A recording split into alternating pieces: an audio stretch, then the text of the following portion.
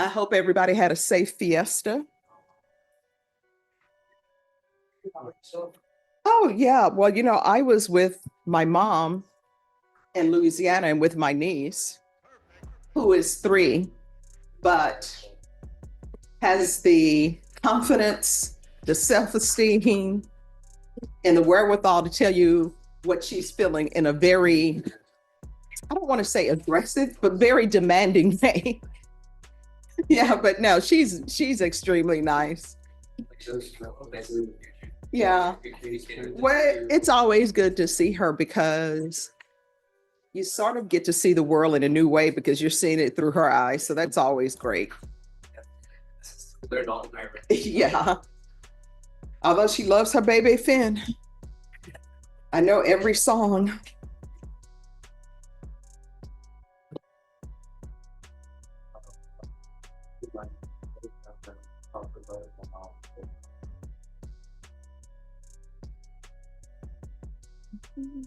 All right, everyone, it is 9 o'clock.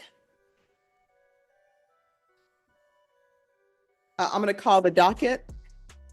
When I call the docket, you need to stand and let me know you're here. Otherwise, I'm going to assume you're not here and a warrant may be issued for your arrest. Christian Ruiz Garcia.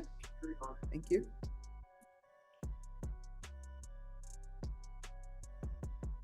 Luis Rivera. Thank you. Carrie Lampkin. Thank you. Mary Guerrero. Mary Stella Guerrero. Guillermo Altamirano.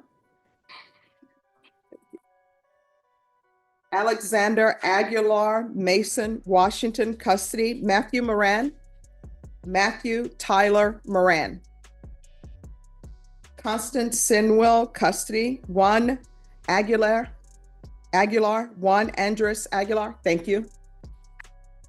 Ezekiel Chavez, custody. Mason Washington, custody. Isaiah Story. Isaiah Nathaniel Story. Luis Rivera, custody. Jesus Zamaripa. Thank you. Mitchell Moore. Mitchell Claire Moore. Jose Romero. Thank you. Dominique Grant. Jody Flores. Christopher Banal.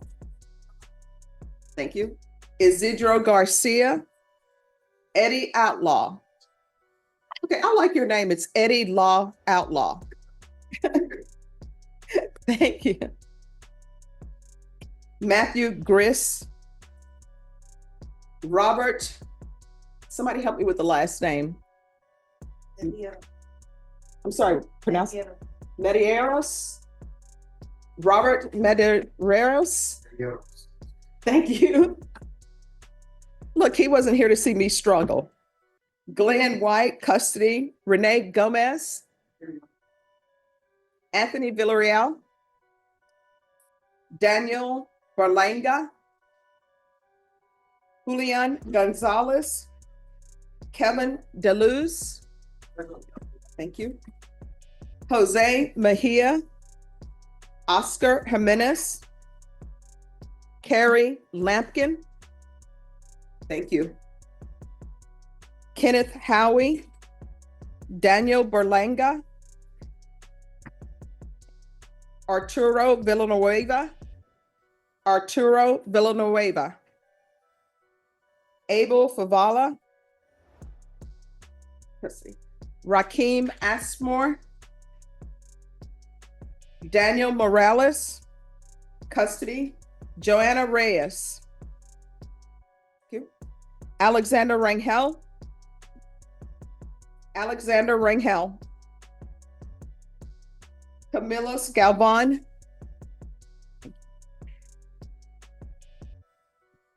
All right. Is there anyone who's present and your name was not called or you came in late? All right, everyone, these are the rules. And I'm going to.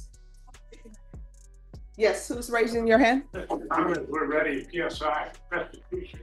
Your Honor. What's the name? Dylan Thomas, TAMEZ. I'm sorry, Red. Randy? Okay. All right, if you all can make sure I have that file. All right, once we get the file, just approach and I'll take you up. All right, everyone, I'm gonna repeat the rules because I've been away.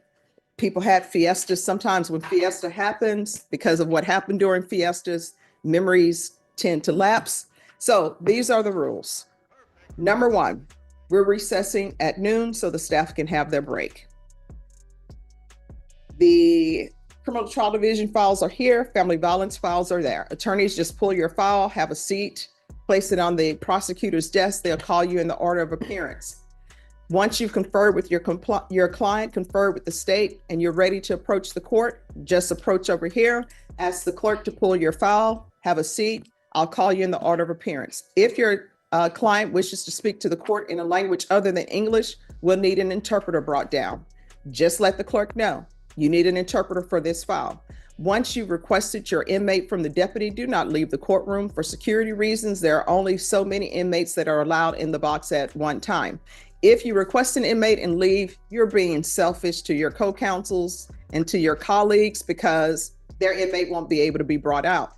Once you've requested an interpreter, do not leave. We have a limited number of interpreters. Interpreters usually get here in 5 minutes, and they're only here for 10 minutes, then they need to go to another court.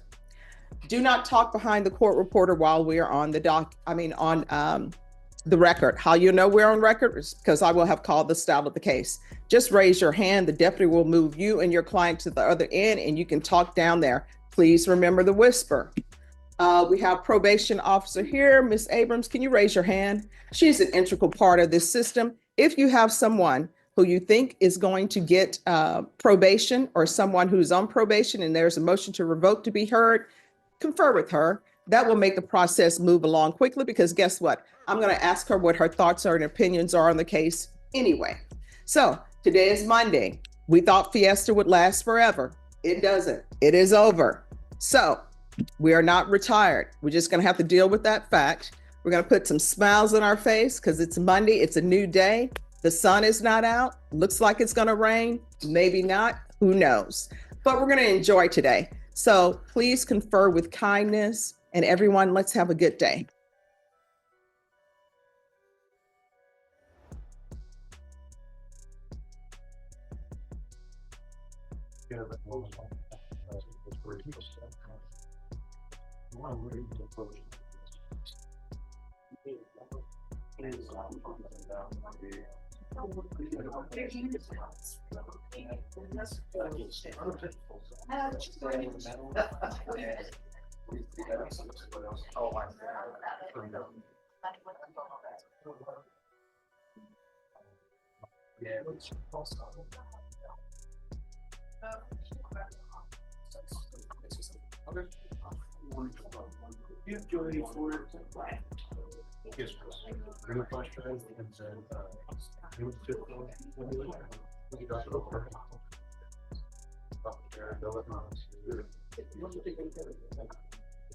I'll get everything done.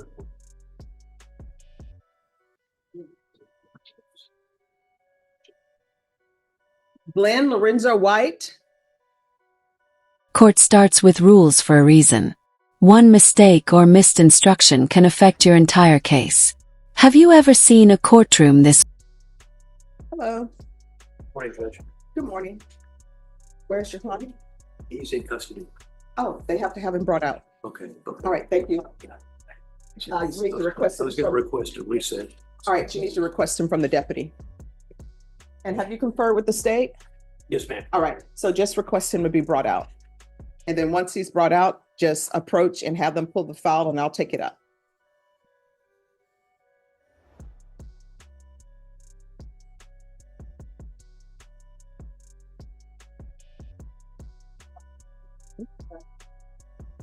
All right.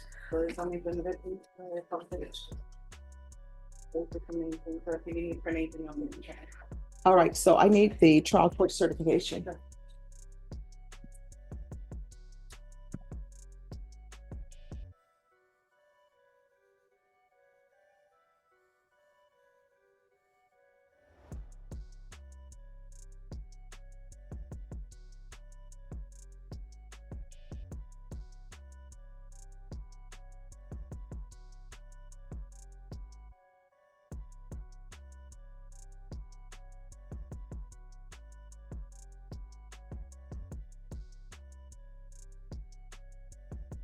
Counsel on Thomas, I'm going to need a trial court certification that they're printing it out.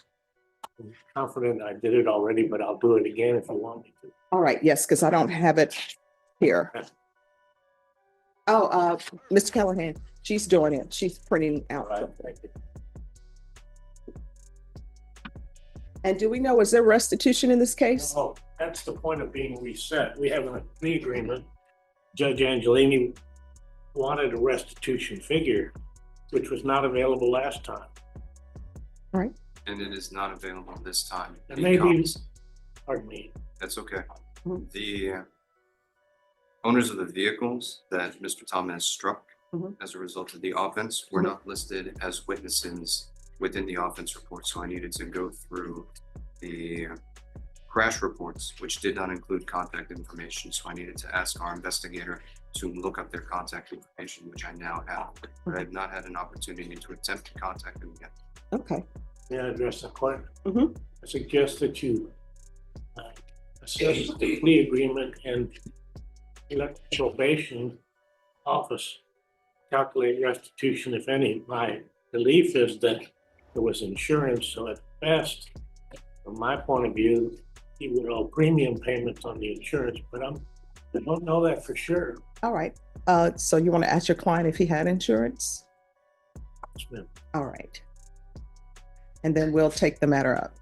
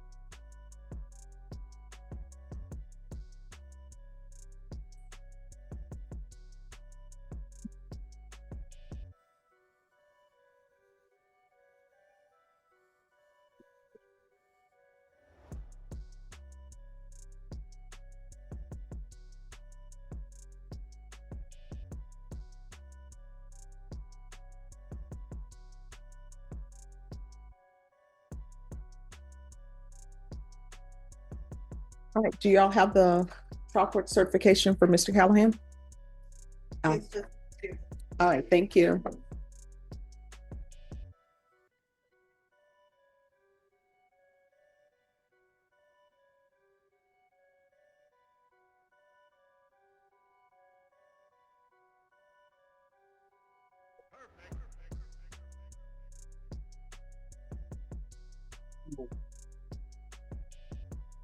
See how some of this is.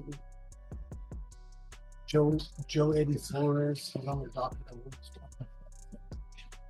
Good morning, Judge. How are you? Good morning. Judge, I apologize. I wasn't here last time. I was sick.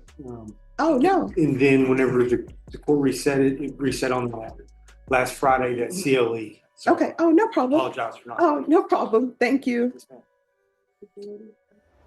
Yes, ma'am.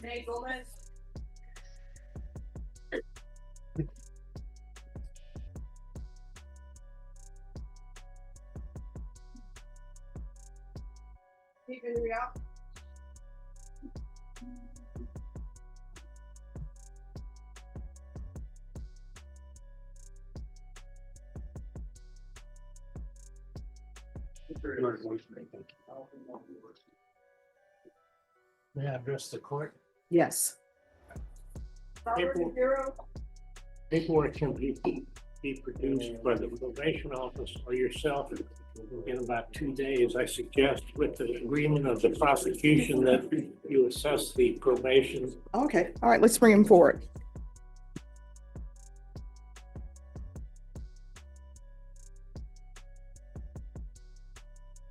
All right, court is calling 2025 CR 002829, State versus Randy Romero Thomas. Could I have parties announced for the record? State. Denny Callahan defense. And are you Mr. Thomas? Yes, Your Honor. All right, you entered a plea with Judge Angelini. Do you have any objections to the court sentencing you? No, Your Honor. All right, according to your plea bargain agreement, punishment was to be assessed at 6 years in the prison. The state is recommending community supervision. Are you currently employed? Yes, Your Honor. What do you do? Hospitality, Your Honor. I'm sorry, what? I'm in hospitality, Your Honor. Ah, okay. What part of hospitality? What do you do? Food and beverage. Okay. And when you say food and beverage, is this alcohol? Yes, Your Honor. Where do you, are you at a bar? Where do you work? I work at the Pullman Market. It's a restaurant called Mesquite. I'm a bartender. All right, so that may be a little bit difficult for you Yes, because of the nature of this offense. So you may want to look for other employment. I am not going to tell you can't work there, but you can't drink while you're on probation. Do you understand? Yes, Your Honor. Is there any objections to his working at this bar? But we just ask for permissions to monitor detention. All right. Are you currently on ignition interlock? No, Your Honor. What are you on? Scram. All right. Do you have a vehicle or was your vehicle totaled? I do not have a vehicle. I have no vehicles in my ownership, Your Who Honor. was it? It was my girlfriend's vehicle. All right. Who do you live with? My girlfriend. Does she have access to a vehicle? She does, Your Honor. All right. So any vehicles that are at that home are going to have ignition interlock on the vehicle. Yes, Your Honor. All right. The court is finding you guilty. The court will sentence you to 6 years in the prison, suspended and probated for 6 years. There's to be regular reporting by Zoom or in person, regular random UAs, a TAP evaluation out of custody, follow all TAP recommendations, 120 sober meetings in 120 days, proof of employment within 30 days. There's to be no employment as a home health care provider with minors, 2-year license suspensions, VIP Live, DWI intervention, DWI education, 200 hours of community service restitution. Do you have any children? Yes, Your Honor. How old are they? 3 months old, Your Honor. 4 months old yesterday, Your Honor. All right. I'm going to order parenting classes. Once that's completed, the community service hours will be deemed satisfied. Field visits 1 time per month for 6 months. I'm sorry, state your excuse. Oh, thank you. Thank you. Field visits 1 time per month for 6 months. There's supposed to be a 10-day Bexar County jail sanction.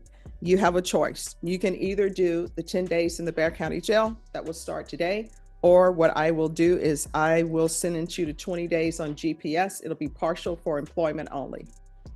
Yes, Your Honor. What do you choose? The second one, Your Honor. Now the main case begins. Even with a plea deal, the judge still has the final say. Watch closely, every answer matters. All right. There'll be 20 days GPS, partial for employment. Now, are you able to afford the GPS? Yes, Your Honor. Okay.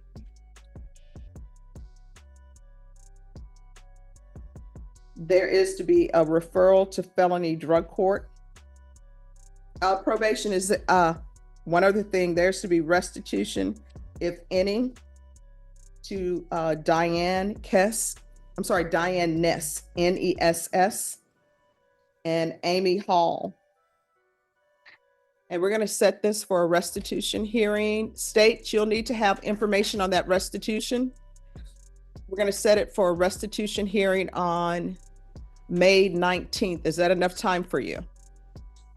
All right, we'll have a restitution hearing on May 19th. Yeah, address the court. Yes, You need the defendant there for that hearing. yes. Probation, is there anything else he needs? Oh, I am so sorry. Ignition interlock for half the term. And that's to be on all vehicles at residence. I have install date for his, GPS. How much time will you need? Judge? Yes, how much time? Oh, All right, so the ignition interlock needs to be installed no later than May 12th. I'm sorry, Judge, that was for GPS. Oh, I'm sorry, GPS, May 12th. Thank you. Hey, I'm starting over. All right, so that GPS, Probation isn't freedom, it's responsibility. One wrong move could send him straight to prison. Could you handle these needs to be installed no later than May 12th by 4 p.m. All right, is there anything else you need from the court in order to be successful on this probation? No, Your Honor. All right, did you review the document entitled Trial Court Certification of Defendant's Rights to Appeal with your attorney? Did you understand it and sign it? Yes. Because this is a plea bargain agreement, because I followed your plea bargain agreement, and because you waive your right to appeal, you do not have the court's permission to appeal. Because this is a felony conviction, you're not allowed to own or possess any weapons or ammunition. If you have a question over what a weapon or ammunition is, you'll need to speak to an attorney. Do you understand? Yes, Your Honor. All right, we can go off the record. Here's the thing, you have a 3-month-old, right? Mhm. All right. People always think that they're sober when they're not sober. I have yet, and I think your attorney will tell you, he probably hasn't had it either. There has not been a single case I've seen where someone ends up killing somebody driving intoxicated, where they said, my intent was to go out, get drunk, get in a wreck and kill somebody or injure somebody. You are one of those people who cannot drink alcohol. You know why? Because you don't know when you've had enough. You can't drink just one drink and be done. Yes, Your Honor. The way this vehicle hit other vehicles, guess what? You say you have a 3-month-old, there could be somebody intoxicated driving around, end up hitting your 3-month-old while they're in a vehicle. I don't think you would want that, and you would be upset about it. So from here on out, everything that you do, you need to be doing it so that your child would be proud to say, that's my father. You understand? Yes, Your Honor. If you have an issue with drinking and you think you're going to take a drink, you need to call your sponsor. If there is something on probation that you're struggling with, call your probation officer. If you feel they're not addressing it, you can come back to court. You understand? Yes, sir. All right, good luck to you. Thank you, Your Honor. You're welcome.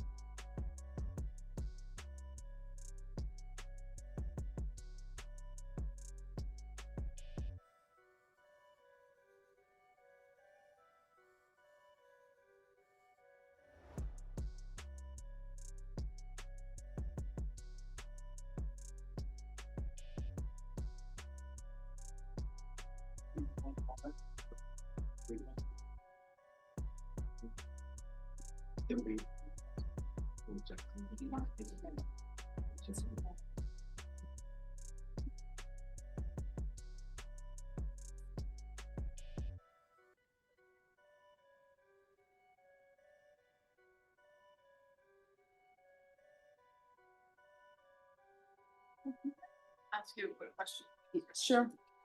I was gonna put my file on there, but the state and I would like to talk to you for a few minutes about our case. Sure. If you haven't met a judge. All right, just give me a moment.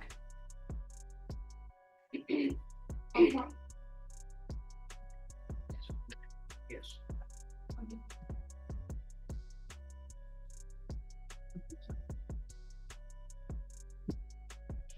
Sentence is over, but the judge has one more lesson. Sometimes these personal words leave the biggest impact.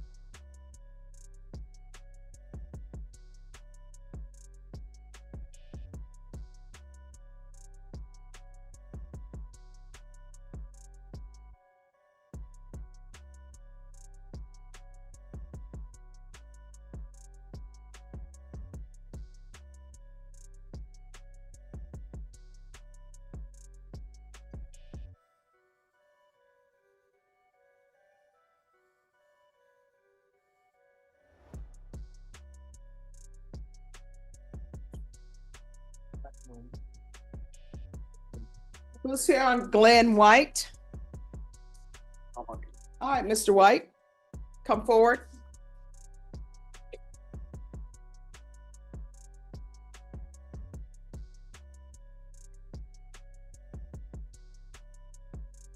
Hello, Mr. White. How are you doing? All right. All right. So on this case, where are we on discovery? Defense counsel indicated to me that he was unable to get what's on the discovery, so he's gonna provide our office with a flash drive, and I'm going to make sure and get it downloaded and provided to him so he can review discovery. I'll provide that to him tomorrow, Judge. All right.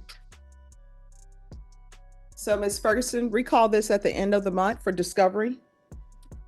Yes, ma'am.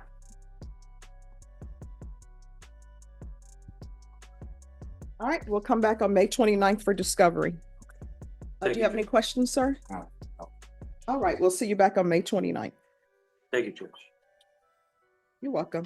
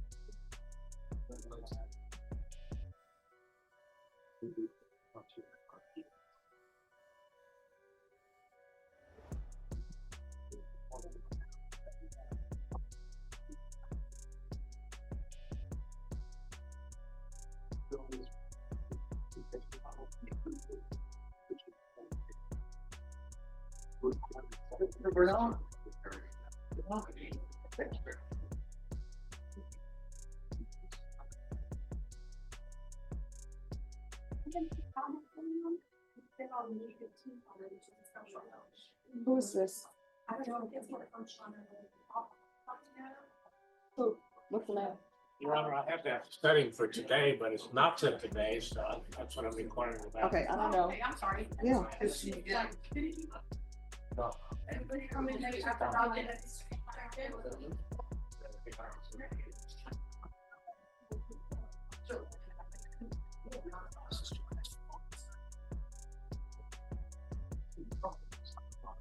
All right, Mason, Washington.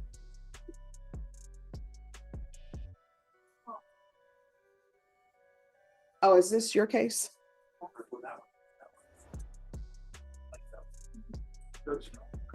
Approach briefing. Sure. I'm here on Alexander Aguilar, and we reset it to this date to see if the DNA was back. Mhm. He's not sure. Well, part of it isn't. At the last setting, we didn't have the scene report from the victim yet. That did come back in between. Since then, they also obtained a search warrant for the defendant for a buccal swab from him, and that's what is still pending, is to see did the Is he in lab custody? test. Yes, All right, has it been brought out? I don't know. not yet. All right, haven't brought out. Okay. Thank you. All right, who's here on Christopher Bernal? Present, Your Honor. What else for now?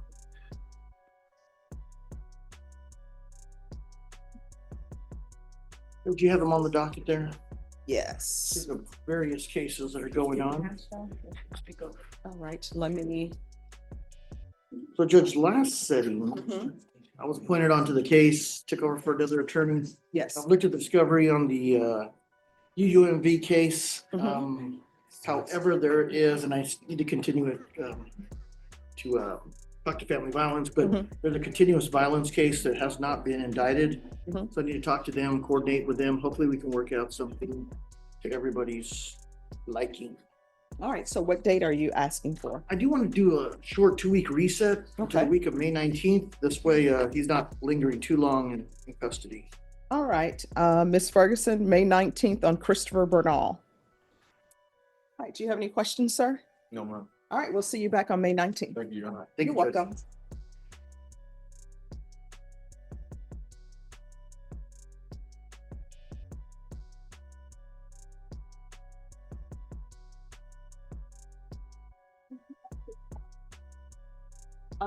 Yes, you can put discovery.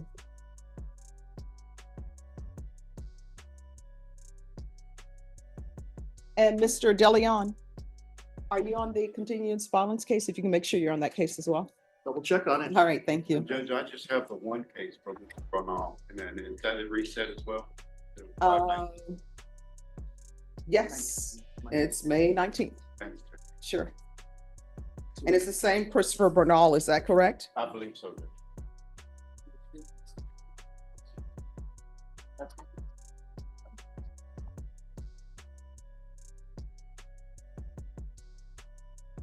Norma, make sure that's the same Christopher Bernal for him.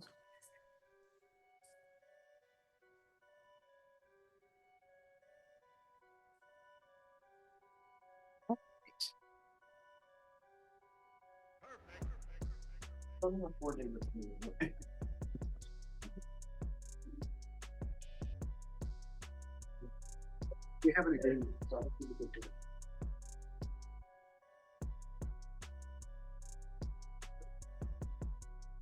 Kenneth Deleuze.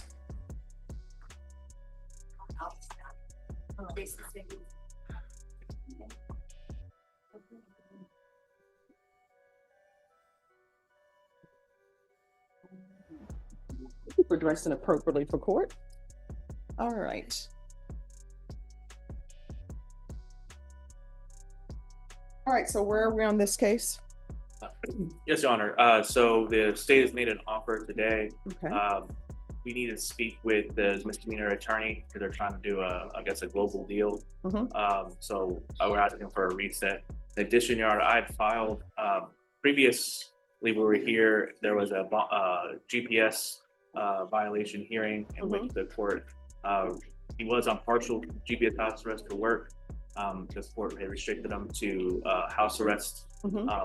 I filed a modification of that. I have my client and I have both provided his probation officer proof of his employment, and they verified that employment. So we're asking for the GPS conditions to be modified again to partial house arrest.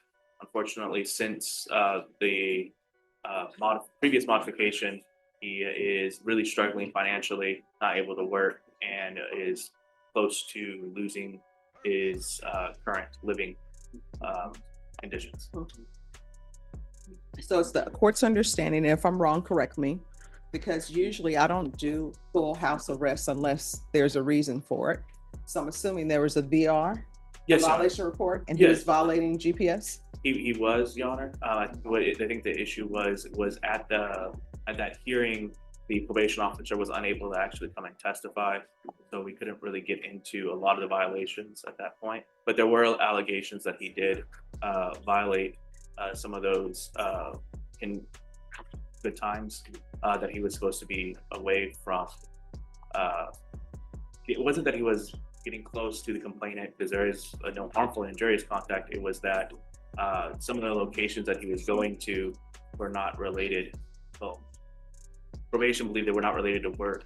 It was actually him going to seek additional work at different barber shops. All right, you'll need to set that for a hearing, get a hearing date from Ms. Ferguson. This is coming back for a plea deadline date on May 19th. Ms. Ferguson, give them a reset for May 19th and then set their motion to modify bond condition as soon as possible. All right, thank you. Once you sign the reset form, you're excused. Who's here on Jose Romero? Is it all right if he sits there, Judge? He's Sure. competency issue. All right, so where are we? Yes, Judge. On Thursday, May 1st, in Magistrate Court, he was deemed incompetent by Judge Rodriguez. He was deemed eligible for outpatient competency restoration services with the Center for Healthcare Services. They're going to be picking him up on Wednesday and transferring him to a boarding house where he can also undergo that treatment with Center for Healthcare Services. We're requesting some time on this case, Judge, being that he's going to be working that program to see about getting restored to competency. So we're just requesting a reset out for status on this one. All right, we'll recall it for June 23rd. Yes, Your Honor. And we'll just see where we are. And if you have information where he is, and if he hasn't regained competency, just come in before that date and we'll give another date. Oh, great, Your Honor. Yes, really well. I appreciate that. All right, thank you. Norma, Jose Romero's June 23rd.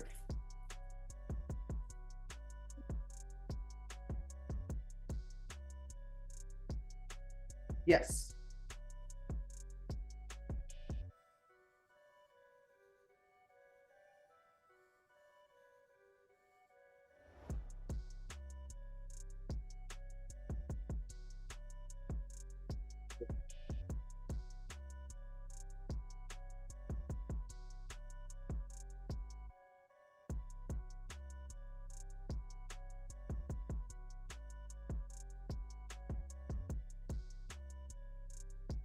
On Washington, they should give me the stipulations. Okay. Yeah, I think they have it. Yeah.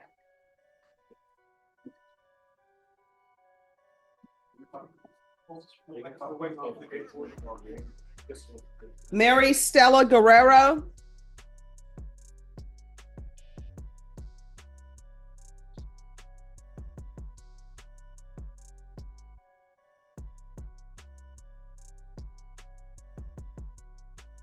Isaiah Story. Mitchell Moore. Where's Mitchell Moore? Oh, just have a seat. All right, he was late.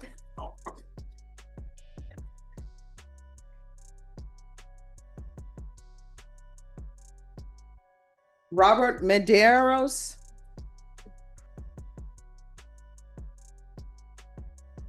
He's here? Well, all right.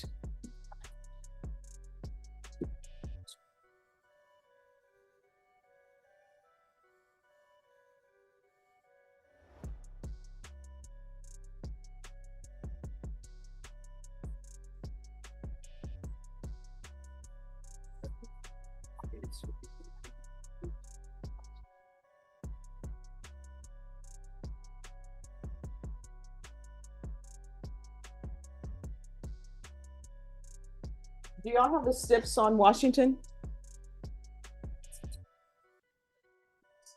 Family violence, do you have the STIPs on Washington? Thank you.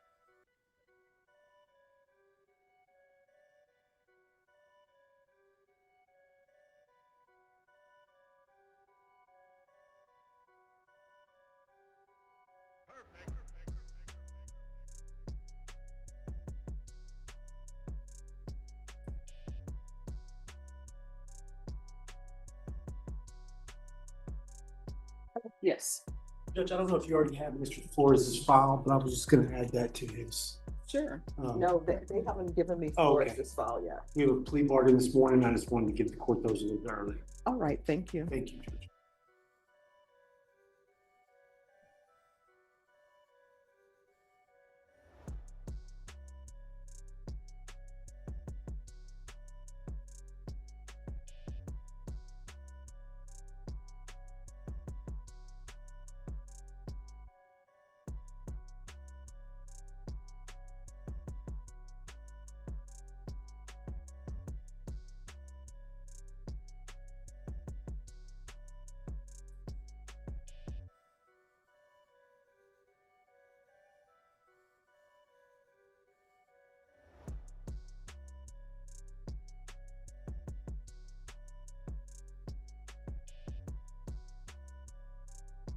Yes. I just had the plea bargain agreement, but no steps.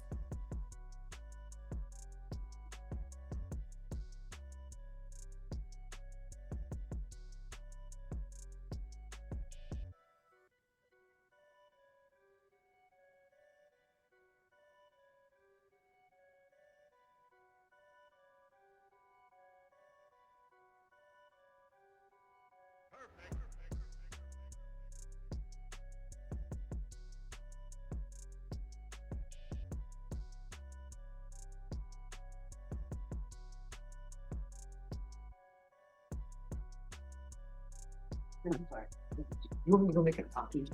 Oh, no, it's fine. Let me see. And, that's just the agreement that was signed. All right, thank you. All right, thank you.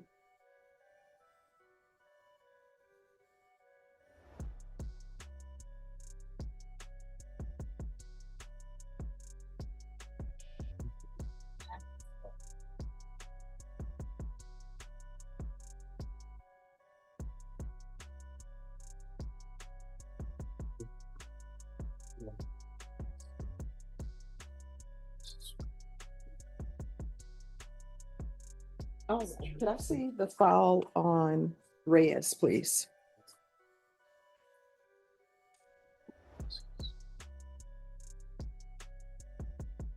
Yes. All right, court is calling 2018 CR 13404W State versus Joanne Marie Reyes. Could I have parties announced for the record? Jason Garahan for the state, Your Honor. Stephen Gilmore for Ms. Reyes. And are you Miss Reyes? Yes, ma'am. All right, so you entered into a plea bargain agreement with the state on December 18th, 2018. According to the plea, you entered a plea of guilty. The state is recommending deferred adjudication. And according to the plea bargain agreement, the state is recommending 10 years deferred adjudication. They will dismiss 2 other cases.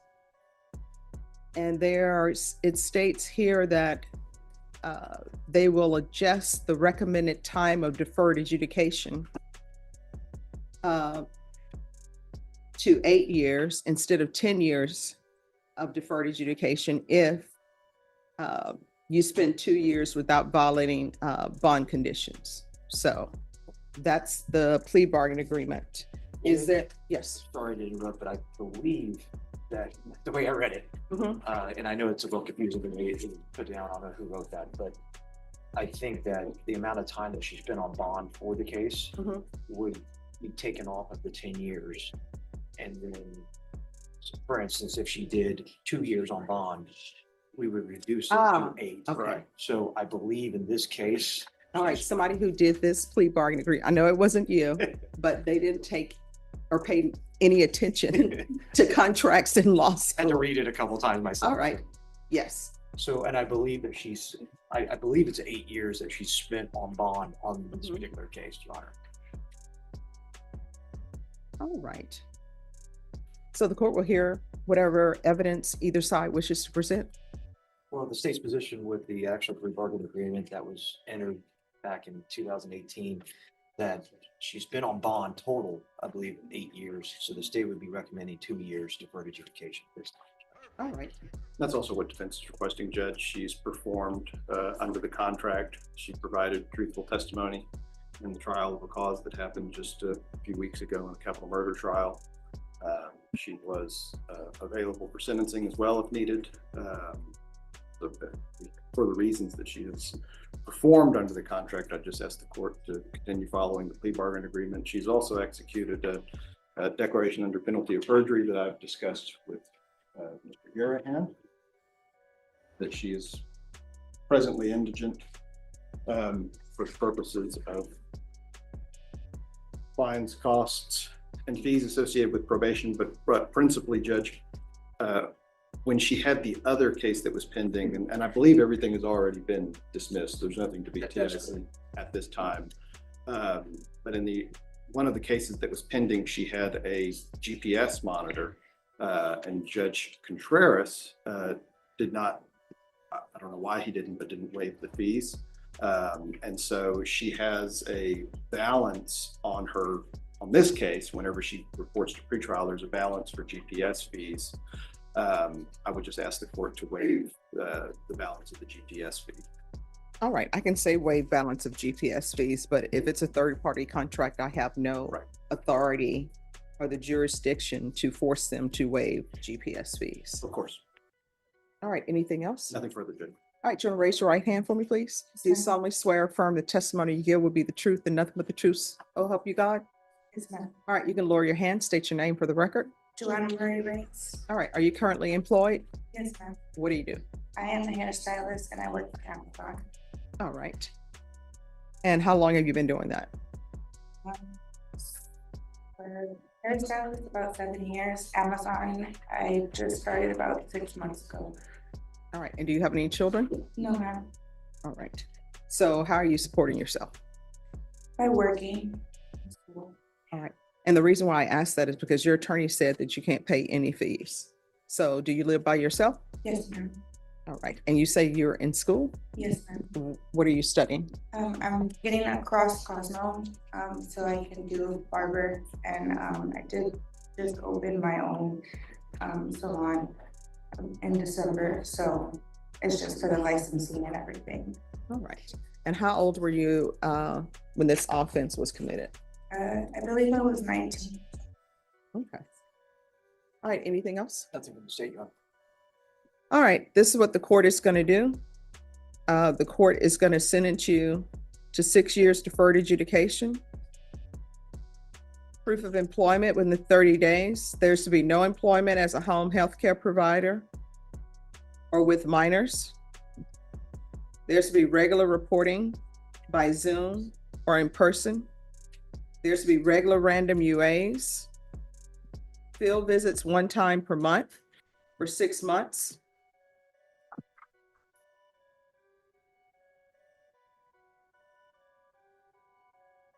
Probation, is there any classes that she needs?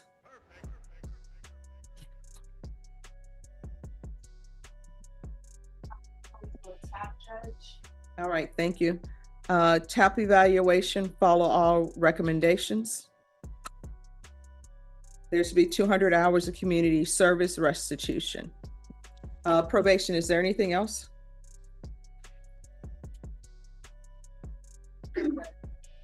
All right. And of course, there's to be no contact with the co-defendants. All right, is there anything else you need from the court to be successful? No, ma'am, thank you. All right. And if I didn't say it, 200 hours community service restitution. Is there anything else, defense?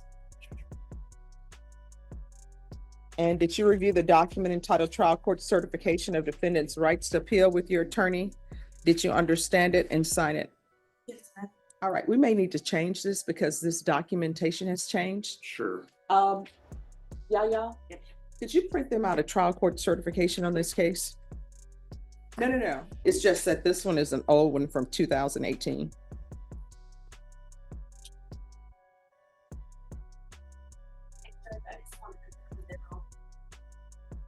Yes. I want to say it's Jalen Bell and Tamar McIntyre.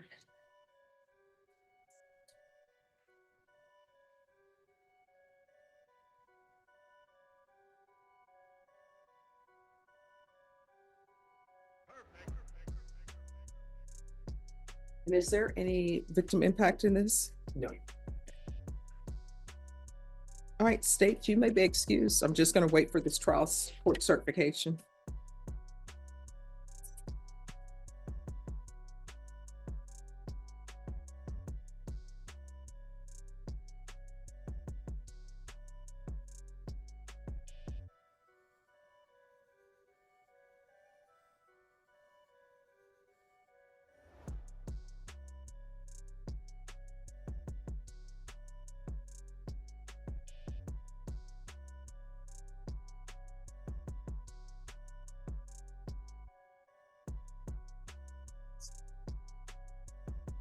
Thank you. Thank you. All right, did you review the document entitled Trial Court Certification of Defendant's Rights to Appeal with your attorney? Did you understand it and sign it? Yes, ma'am. All right, because this is a plea bargain agreement, because I followed your plea bargain agreement, and because you waived your right to appeal, you do not have the court's permission to appeal. Do you understand? Yes. All right, we can go off the record. To be successful on probation in this court, communication is key. If you have an issue, let probation know about it. If you feel as though they're not addressing it, you can always come back to the court. All right. And if you completed any type of educational courses where you obtain a certificate, just give it to probation and I'll consider waiving some of the community service hours. I just need to know what it is. I never got my property out when I was incarcerated, but I did several classes when I was incarcerated with several certificates, so I'm not sure if I'm able to obtain them still. All right. Yes. All right. So just speak with probation and then you'll be excused. Thank you. And thank you for dressing appropriately for court. Thank you so much.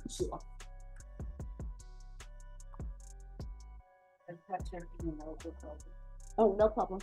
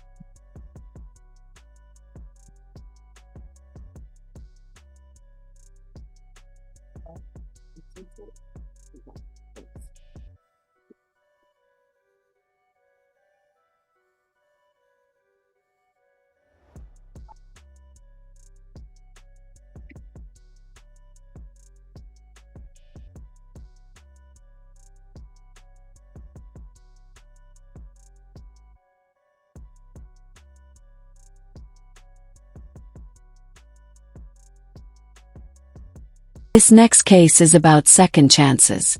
Deferred adjudication can protect someone's future, but only if they follow every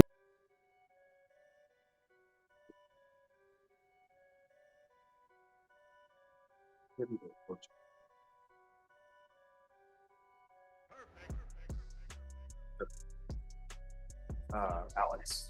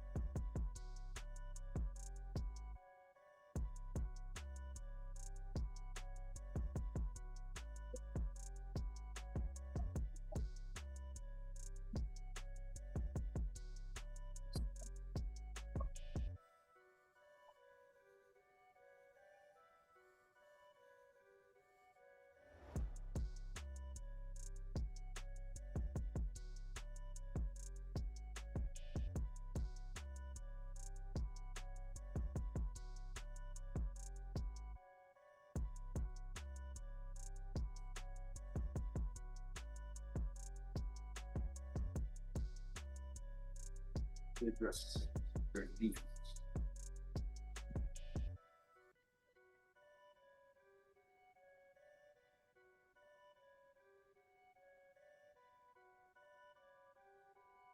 Alexander Aguilar? You want him up here, Judge? Yes.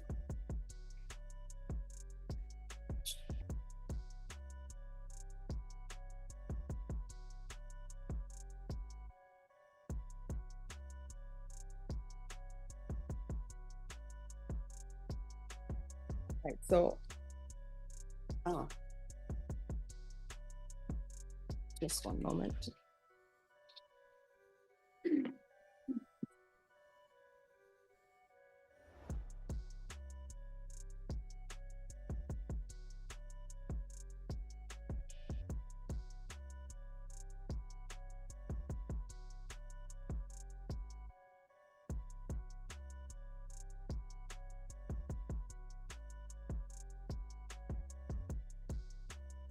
Obviously, it's a little bit slow.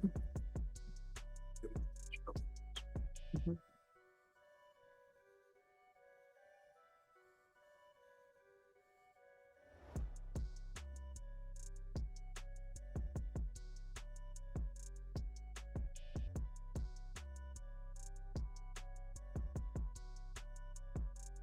All right, so where are we on lab results?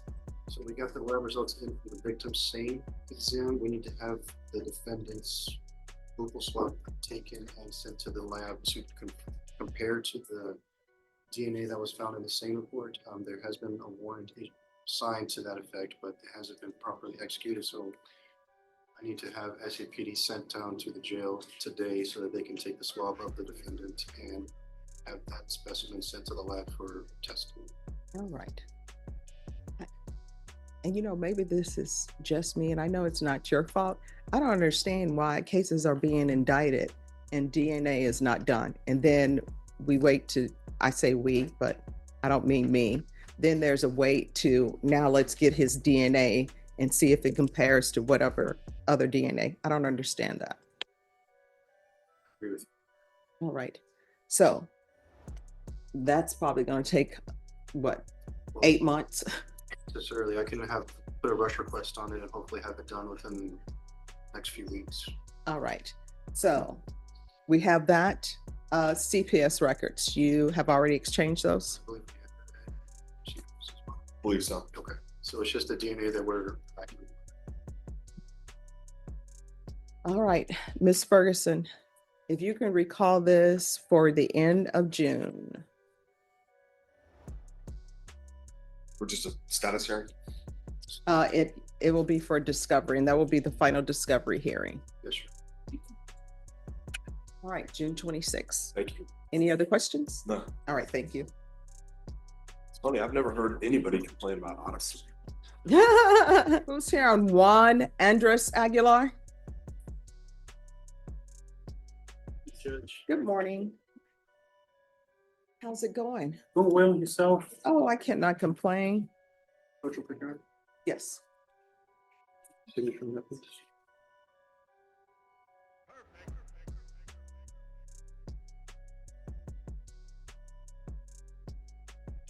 Thank you, Your Honor. Thank you.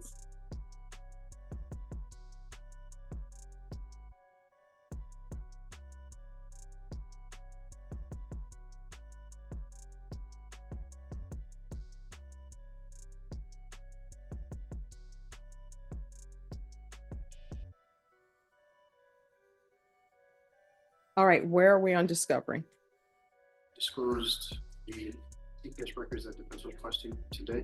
Okay. And he signed Your Honor signed the order of protection. So I believe all discovery matters are now complete. That's correct, Judge. I would just need time to review those CPS records and ultimately. All right, how much time are you asking for, counsel? Judge, if you can maybe give me 30 to 45 days, I think that should be sufficient. All right, Ms. Ferguson, I need a date for the end of June. It's a plea deadline date. All right, June 26th is your plea deadline date. You'll need to let the court know whether or not you've reached an agreement with the state at that time. If you have not reached an agreement, your next court date will be a jury trial setting, and the court will not consider any plea bargain agreements without good cause. You understand? Yes, Your Honor. All right, thank you. Thank you for dressing appropriately for court. Thank you, Your Honor. You're welcome. Once you sign the reset form, you excuse. Thanks, Judge. You're welcome.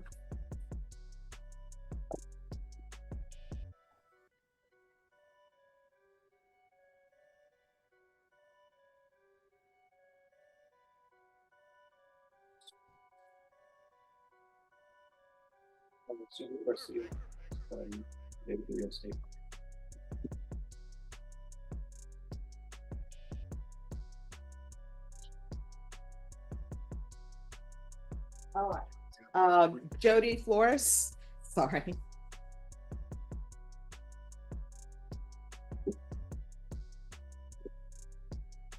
Court is calling 2025 CR 001919 State versus Jody Flores. Could I have parties announced for the record? State. Sean Simpson for Mr. Flores. And are you Mr. Flores? Yes, Your Honor. Counsel, have you received all discovery? Did you review it with your client? I have, Joe. Court will find that the state is in compliance with discovery. Are there any applications in this case? No, Judge.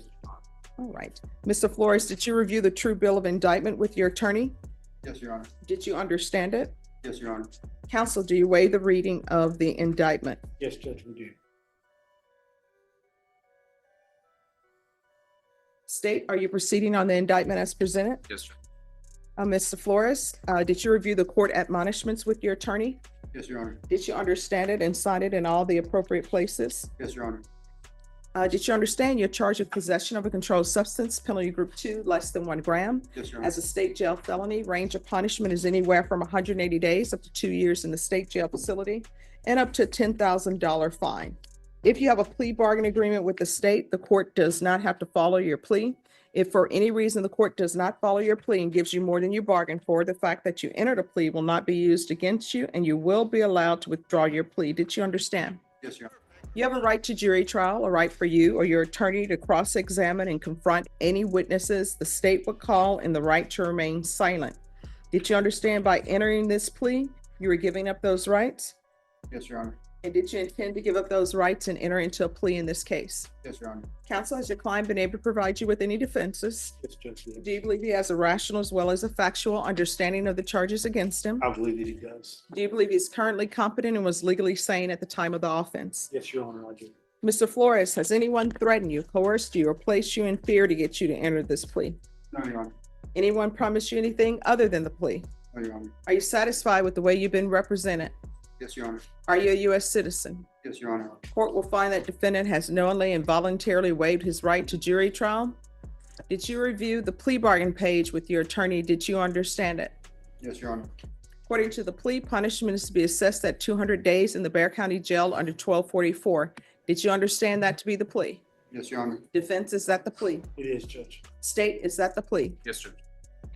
Did you review the waiver of appeal paragraph with your attorney? Did you understand it and sign it in both places? Yes, Your Honor. Did you understand by signing that you're waiving your right to appeal? The only items that can be appealed are written pretrial motions that have been filed, heard, and ruled upon by the court. Did you understand? Yes, Your Honor. Counsel, have there been any such motions? No motion. Then to the offenses charged, how do you plead? Guilty, not guilty, or no contest? Guilty. State, any evidence? State Office Exhibit 1 and attachments, Judge. No objections, Your Honor. State, you may be excused. Thank you, Judge. Did you review the document entitled waiver and stipulations with your attorney? Did you understand it and sign it in all the appropriate places? Yes, Your Honor. Again, did you understand you have a right to jury trial, a right for you or your attorney to cross-examine and confront any witnesses the state would call, and the right to remain silent? Yes, Your Honor. Did you understand that today the state will be presenting evidence in the form of witnesses' statements and police reports, but most importantly, there will be no live testimony? Did you understand? Yes, Your Honor. Court will find that defendant has knowingly and voluntarily waived and consented to stipulation of testimony and stipulations. Court will accept into evidence States Exhibits 1 and attachments. The court will review the same. After reviewing States Exhibits 1 and attachments, the court will find there is sufficient evidence to find you guilty, and the court will find you guilty. Are you proceeding with sentencing? Yes. Anything you wish to say on behalf of your client? No, Your Honor. Judge, I take that back. I would like to. I would like to just, for the record, note all of the courses that he has completed that I have turned over to the court. All right. And the court has reviewed those documents. Thank you, Judge. All right. Mr. Flores, do you have any criminal history?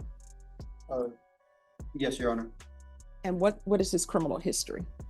Is minor drug charges. Okay. And the DWI that was reduced to 50, for which was also. All right. And you're former military? Yes, Your Honor. All right. Here's the thing. I can accept this plea bargain agreement. It appears to the court that I recognize that he's taken classes, right? Yes, Judge. And he's trying to get his life together. I don't know if you can get your life together on your own, right? So I can do one or two things. I can follow this plea bargain agreement. If I follow this plea bargain agreement, you're going to have a felony conviction. And that felony conviction is going to impact your ability for certain government services because it's a felony conviction. So is this your first felony conviction? Yes, Your Honor. All right. So what I can do is, one, I can accept this It's going to be a felony conviction. Whatever governmental assistance that you were previously receiving, it's going to impact this. Laws are being changed, you know, with executive orders and everything that's going on. I don't know if whatever help you're receiving through the government for your military service, if that's going to still exist for you because of this felony conviction. So I can accept this. You'll be done. And that's the good thing, right? You're like, whew, I'm done. Or what I can do is I can accept your plea, not sentence you today. You can see perhaps if you can go to Veterans Treatment Court and see if they will accept you and this not be a felony conviction. So those are things for you to consider. Judge, we did discuss some of those possibilities, and I believe that they just wants to be done today. All right. And Thank state, you. Thank you. sure. And state, we can go off the record. State, do you all want him to have a felony conviction? Not especially. I mean, is that, and here I am being defense attorney and prosecutor, and I know I shouldn't be in that position, but my question is, you know, when I was a prosecutor, I would look at a case, is there enough evidence here to prove beyond a reasonable doubt? And if there is enough evidence to prove it beyond a reasonable doubt, and this is what I always tell people who would sit with me as my second chair, I said, then your next question should be, one, what do you think this person's punishment should be? Do you think they should go to prison? Do you think they should get probation? Do you think they should have a felony conviction? So this case, it's a possession penalty group 2, less than a gram. He's with a vape pen. Can't be using that in the vape. You understand? Yes, ma'am. So the question becomes, should this be a felony conviction for him? Because we all know with a felony conviction, he served his country. With a felony conviction, that's going to forestall, if he has mental health, that's going to be a problem with him getting in that because he has a felony conviction. So do y'all really want this to be a felony conviction? Yes, sir. No, I'm asking the parties. From the state's perspective, not especially. However, Mr. Flores, through his counsel, has not indicated any desire to be on any sort of community supervision that would eliminate the immediate possibility. Well, how many times have I taken misdemeanor pleas here? I don't believe that a misdemeanor plea is appropriate in this circumstance, Judge, considering the number of drug charges that he has already incurred.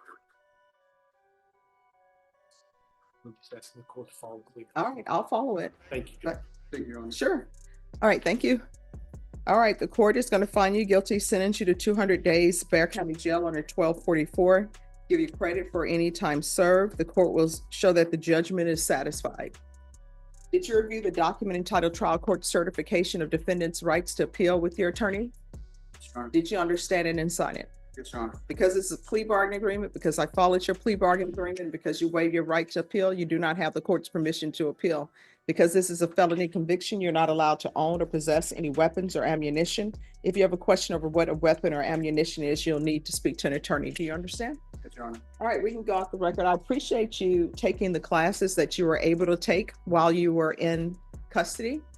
When you are released, you're going to have to maintain that, because otherwise you're going to be back here with another prosecutor, perhaps with another judge, and who knows what will happen. You understand? Yes, Your Honor. There are plenty of places, free places that can help you with your drug addiction.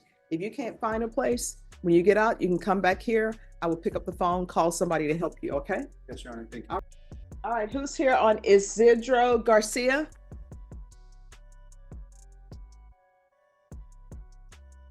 They're not ready. Who's here on Daniel Berlanga? The attorney? Morales. Hmm? All right, they're not ready. Who is here on Daniel Morales? Oh, we are not. All right. Where is he? I think he's in custody. All right. And are there applications on these cases? Yes, Your Honor. They are states opposed. All right, probation, these are applications, state is opposed. All right, Mr. Morales, come on down. Court is calling 2025 CR 0022681 and 2025 0022683 State versus Daniel Morales. Can I have parties announce? Rick Fania for the state of Texas. Attorney Bill Simmons for defense. And are you Mr. Morales? Yes, ma'am, Your Honor. All right, and each of the cause numbers, did you review the documents entitled Application for Deferred Adjudication? With your attorney, did you understand it? Yes, ma'am. And did you sign it? Yes, ma'am. Counsel, in each of the cause numbers, have you received all of the discovery in each case and reviewed it with your client? Yes, Your Honor. And each case will find that the state is in compliance with discovery. Mr. Morales, in each cause number, did you review the true bill of indictment with your attorney? Did you understand it? Counsel, do you waive the reading of the indictment? Yes, Your Honor. State, are you proceeding on the indictment as presented in each cause number? No, Your Honor, but the defendant already entered a plea to this. We're here for his PSI today. Oh, Yes, Your Honor. Sentencing only, Judge. okay, thank you. You have me going through all of this. I'm sorry. You know, stop. Stopped you soon. Bashan, in the words of Representative Lewis, speak up, speak out. All right. To both of them. According to the plea bargain agreement, punishment is to be assessed at a cap of 5 years in the prison. There's a $1,500 fine. Cases will run concurrently. State is taking in consideration 2025 CR 0022680.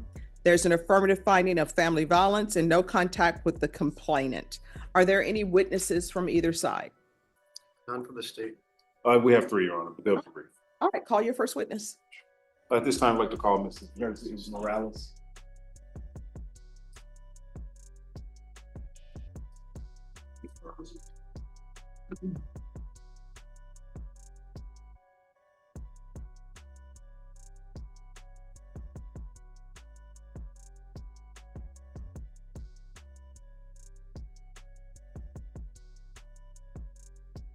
Hello. Good morning. Good morning. Could you raise your right hand for me, please? Do you solemnly swear or affirm the testimony you give will be the truth and nothing but the truth, so help you God? All right, you can lower your hand, state your name for the record. Orania Morales. All right. Defense, you may proceed. Thank you. Good morning, Ms. Morales. Thank you for being here. How do you know Daniel Morales, the defendant in this case? He's my grandson. And how long have you been on? Oh, his life. And in terms of Mr. Morales, just if you could give the court a brief synopsis of his upbringings and some of the challenges that he has had bringing to that he's had in his past. Well, to begin with, Daniel, I adopted my grandchildren. And I raised Speak up just a little bit. I raised my grandchildren, I adopted them, and I did the best that I could. And they're good kids. They make mistakes, but I'm there for them. And Daniel, because of what they were going through when they were younger, they had no issues. But I did get help for them when they were young, and when they went to school. He didn't get to graduate because he ended up having a child, but other than that, I can say that he tries really hard. When he does work, he does work. He's a good worker. He does help out a lot at home. He helps his children with his little boy, and I know that he needs to be there for his son. Well, you mentioned some of the issues that he had when he was younger. Without giving again a whole synopsis, but what are some of the things that you think stand out? Well, actually, let me back up.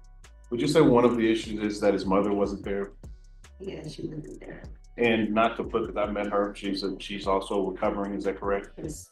And but her not being there, what impact do you think that had on her? It was really hard, the effect that she had. And do you think there may have been some anger kind of associated with that? I think so. And But overall, you say that but when he does work, he is working, he's working when I first met him. Yes, when he works, he's a good worker. And would you say that Here's the biggest question of the day. Should a judge focus only on punishment or also on giving someone a chance to rebuild? Tell us what you think. an issue for him tend to arise when there isn't a lack of structure in his life? Yes, sometimes, just depending on like who he's around. And following up on what you're saying with the things, people that he's surrounded by, you had also mentioned that you had adopted both. You also adopted his brother Ignacio, is that correct? That's correct.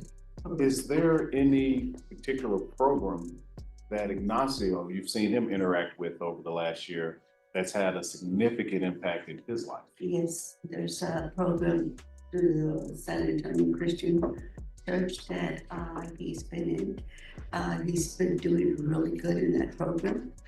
And I'm hoping that, that Daniel would. Well, we'll get to that part. Right now, I want to focus on, again, you have another, it's Ignacio, who would be his older brother. Yes, he's his older brother. And my understanding, my conversation with Ignacio, he's been in that program about 9 months at this point. That's correct. So now I want to take your attention back to about 10 months ago. Would you say that the Ignacio you see today is not the Ignacio that existed 10 months ago? No, he did a whole turnaround, and he is like, he's very good. I mean, he's a good kid. All the way around. And like you were saying, they were good kids, but they had some issues that with coming up. Yes, but specifically, again, you're saying he's different, because what I'm noticing in your demeanor, he's very is that different. you're somewhat shocked. Yes, very shocked. That the transformation. Yes. That under the leadership of Pastor Fabian, at this actual program, or yes, that it's had in his life. Yeah, it had a great effect on his life, and he's doing really, really good, and I'm very proud of the way that he is doing. He's so different, I mean, it's I'm still trying to wow, because it has done a great impact on him. And it's very good. In your conversations with Daniel, have you sensed, you've sensed a lot of quote unquote remorse, not just for what he's done to others, but also what he's done to you and to the people who care about them. And that, have you sensed that remorse? Yes, Daniel, when he does gets upset or whatever, he's very quick to forgive. He's very right away. He asks for forgiveness, and he's very sorry for whatever reason. But he's a very forgiving.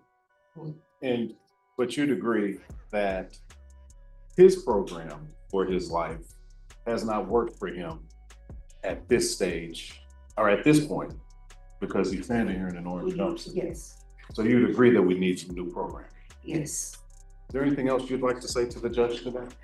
I would just like to say that, take it into consideration and, give him a second chance. And I know that he will do better. They're my only grandchildren. I had great grandchildren too, but Daniel, like I said, he's very forgiving, and he's willing. I know that he's willing to do whatever it takes for him to do a turnaround, just like his brothers. Any questions? Just a few questions, ma'am. You mentioned that you're Daniel's grandmother, correct? Yes. So you adopted him? Yes. And was he living with you most of his life? Most of his life, yes. All of his life. Was he living with you last year? Yes. Was he living with you this year? Yes, he had been staying with me on and off. Okay. How has his behavior been while he's been in the home with you? His behavior has been, like I said, sometimes he'd get upset, but right away, like I said, he realizes when he does something wrong, so he apologizes. you know, he understands. So has he shown remorse towards you for any type of anger issues he may have had? No, No remorse? I mean, he's been there, he understands, and he doesn't get like angry, he just, you know, he realizes if I ask him to do something or, you know, or he forgot because he's always, sometimes we forget, but other than that, he's, you know, he shows, you know, yes, Grandma, I'm really deeply sorry, so. Has he ever been violent towards you? No. Ever been violent toward anyone in the family that you've witnessed?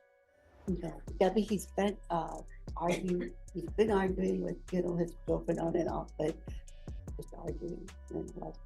Have you witnessed any physical behavior on his behalf? No. Okay. Has his mother ever been in his life? She just recently came back into his life a couple of years. Okay, so for the most part of his life, was he without his mother? No, he talks to her, he's, you know, he's giving her a chance to. So his mother has been in his life up till now, correct? Yes. Okay, all right, no further questions, I'll pass it. Any further questions? No, Your Honor. All right, thank you so much for giving me some insight. Thank you, have a nice day. Oh, thank you. I'll call your next witness. This time if I could call Ignacio Morales.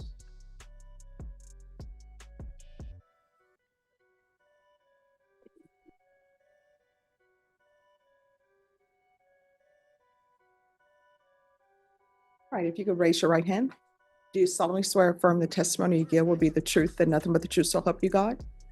All right, you can lower your hand, state your name for the record. My name is Ignacio Morales Jr. All right, you may proceed. Good morning, Mr. Morales. We spoke briefly, but how do you know the defendant? He is my brother. Okay. And would you say that y'all have had a close relationship? Yes, sir. Would you say that there's been times where in the minds of you and Daniel, pretty much the only people you really had were you, because you were brothers? Would you say that your upbringing was a bit tough? Yes. But would you say that that upbringing was an excuse for any type of violent behavior whatsoever on behalf of you, your brother, or anyone else who was raised in similar circumstances? Well, there are effects in something like that. The things that me and my brother went through were together, and it might have affected the way we've gotten along when we were younger. Other than that, we love each other. But you'd agree that regardless of anything y'all have gone through in your past, and we're going to talk about the program that you're currently in and its potential impact on your opinions here, okay? But you'd agree that nothing that you've dealt with in your past would justify any violence towards any other human beings on planet Earth at any time. I'm not sure about that question. Okay. What I'm saying is do you feel that let's just start this specific to you, right? Under what circumstances do you feel that violence is the proper response to verbal provocations? No. Any situation you can think of it? No. Okay. Now, you're currently in a program here in Bexar County, is that correct? Yes, sir. What's the name of that program? It's called DSM, Discipleship School of Ministry. Okay, where's it located? 6131 Days of Olive. How long have you been involved in that particular program? About 9 months now, going on 10. If you could give a brief description of the young man who entered that program about 10 months ago. So in other words, I'm talking about who were you when you walked through those doors? If you were going to describe that person in bullet points, no more than 3, how would you describe that individual? More than 3. No more than 3. I was a drug addict. I was addicted to pornography. I had anger problems. Okay, so drug addict, pornography, anger problems. Yes, sir. That's 10 months ago. Yes, sir. Today, would you say that you're still struggling with those issues at the level you were 10 months ago? No, I don't get like urges to watch anything anymore. But because of I'm also in recovery, and so I'm still recovering with all the things that I've watched on drugs, you know. But from that time period, I have lots of healing.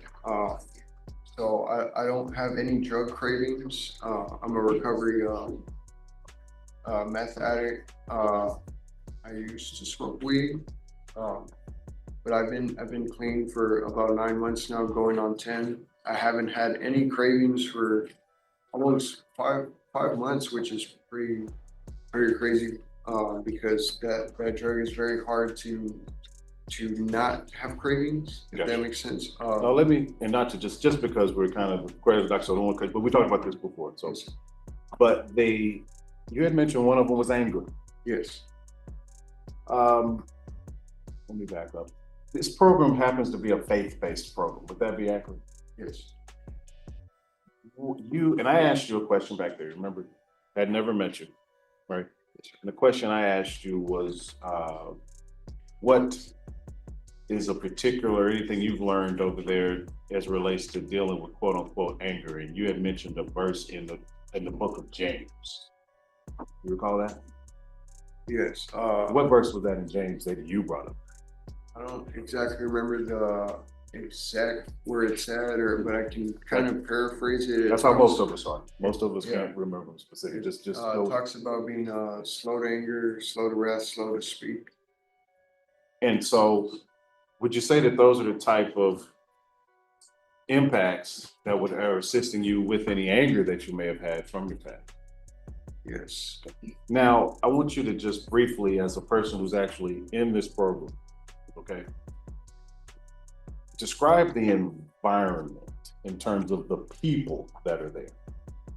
So the environment, you're around people who have like a similar background, but it's all like love welcoming. And it's a big transition. But it's all with love and peace. Transitioning to roles, for example, leaders. You have squad leaders, dorm leaders, kitchen coordinator. All these things that you have to learn how to submit to.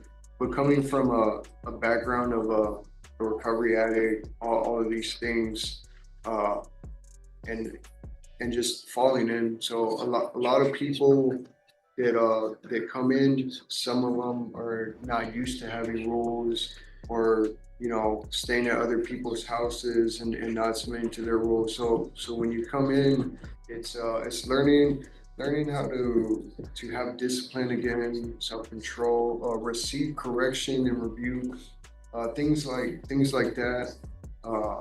Waking up early, hygiene. A lot of people are not used to submitting to taking care of their bodies and themselves and loving themselves. So learning how to read, if you don't already know those things, but hygiene, self-control, lots of healing. So not only was I detoxing from drugs, but I was also detoxing from relationships, people. And I want to stay focused on the relationships and the people. You mentioned two interesting words, and that was how to deal with correction and rebuke. Yes. And would you agree that in your past, you and your brother, based on, basically being abandoned by your mother to a certain degree, we're not getting on her, I've met her, she's a great lady. Grandma had to raise you, correct? But you dealt with a lot of correction and rebuke prior to this program. You just dealt with it the wrong way. Would that be correct? Would you also acknowledge that correction and rebuke of certain behaviors are necessary for you to be able to stand here today, the meek, mild, and young man with the phenomenal future that you are? I believe so. Do you think that a similar programming would assist your brother, given how well you know your brothers? I don't know any other programs, but I do know the faith days. based program. Well, I'm just saying this one specific, the one that we're talking about. Yes, I believe it would help in, the brothers that I've met, compared to their backgrounds, their testimony is like, on seeing their transformation as well, not only as mine, as really like opened my eyes too, you know what I mean? And it showed me that I'm not alone, you know, I might not be the worst person, but I also consider myself that I was the worst person, you know? So I've seen the things that it's done. So Let me I ask you think- this, one more question. When I had spoken to you earlier, you had made mention of the fact that you felt that the program some kind of a way was calling you, even in the midst of a serious drug addiction. Just a story, you felt like it was calling you to a moment. Yes, Let me ask you this. Do you think that this is one of those moments that it called you to? Yes. I'll pass the witness. All right, state. Just a few questions. Mr. Morales, you said that the defendant is your brother, correct? Yes, sir. Have you lived with them? Have you lived with them for most of your life? When's the last time you lived with them? Last time I lived with him, maybe like a year or two ago, go back and forth. How has his behavior been as of the last time that you lived together? Towards you and anyone else that was there, the residents? Well, if I could sum it up, we're brothers, you know, so a brotherly relationship. He'll tell me things what he's going through and ask for advice, and we could relate to, you know, relationship troubles. Let me ask you this to kind of help you out. Do you feel like you have a good relationship with your brother? Yes. Do you love your brother? Yes. Has he ever been violent towards you? Well, just, you know, he's one of the closest people to me, if that makes sense. Okay. So yes, we have had fun before, you know, but do you feel he has an anger control issue? Or in general? He might. I used to have one. All right. I believe he does. Do you support your brother? Yes, sir. Do you feel like your grandmother supports your brother? Yes, sir. This program that you mentioned, who monitors this program that you're in? That would be my pastor, and we also have like home directors and other leaders, but mainly Pastor Fabian. Okay, so Pastor Fabian, he's the one who monitors the program. I know you testified that you're going on your 10th month on this program, because you've been clean at the time, so congratulations with that. But overall, how long is the program? So phase one, usually that's I think that's about 6 months that you would stay in phase one. So you're not allowed to leave like the property. There's no substance drinking. None of that's allowed. There's rules until there has to be like a behavior change. There has to be some type of progress. There has to be some kind of change, you know, and before you even come in, you have to have a desire to change and a desire to submit under the program and the rules. Well, I guess what I'm getting at is if you go into this program, how long are you going to be in this program? So that all depends, depending on the person's condition. So usually the phase one from 9 or 6 months. Phase two, you're allowed to, you're still under rules, still under leaders, but you're allowed to start working. How many phases are there? There's 1 and 2. Does this program that you're going through have any way to deal with anger issues? I believe so. Does it have any way to control violent tendencies, to deal with those in the program? I think so. Okay. I'll pass the witness. All right, any further questions? Just one, Judge. Following up on, do you agree? There's a flyer for the program. One of it says who we are. It says who we are not. Would you, and under it saying that who we are, it says that we are a family. Would you agree with that? Yes, yes, Would you agree that it also says we are a school? Would you agree with that? yes, sir. It says that we are a new start. Would Yes, you agree with that? for sure. Is that what it has been? Yes, And when it says what we are not, it says we are not a homeless shelter. So it's not just a place for people to go run and get a roof. Is that Yeah. correct? correct. We are not a halfway house. It's not a place for people that are halfway in and halfway out, that you actually need to be in. Would you agree with that? And would you agree that it is not a rehabilitation home? The word rehabilitation? From the perspective of it's not a detox, it's a fully contextualized new beginning with the quote unquote faith-based. Yes, I believe so. Faith-based perspective. Would you agree with those things? And in terms of your new start, do you feel like you've had a new start in life? I believe so. And do you believe that new start would be helpful for probably the closest person to you in your life, your younger brother? Knowing my brother, I believe that it would, because how close I am with him. Thank you. Nothing further. All right, thank you. I'll call your next witness. Oh, yeah, sure. At this time, I'd like to call Pastor Fabian.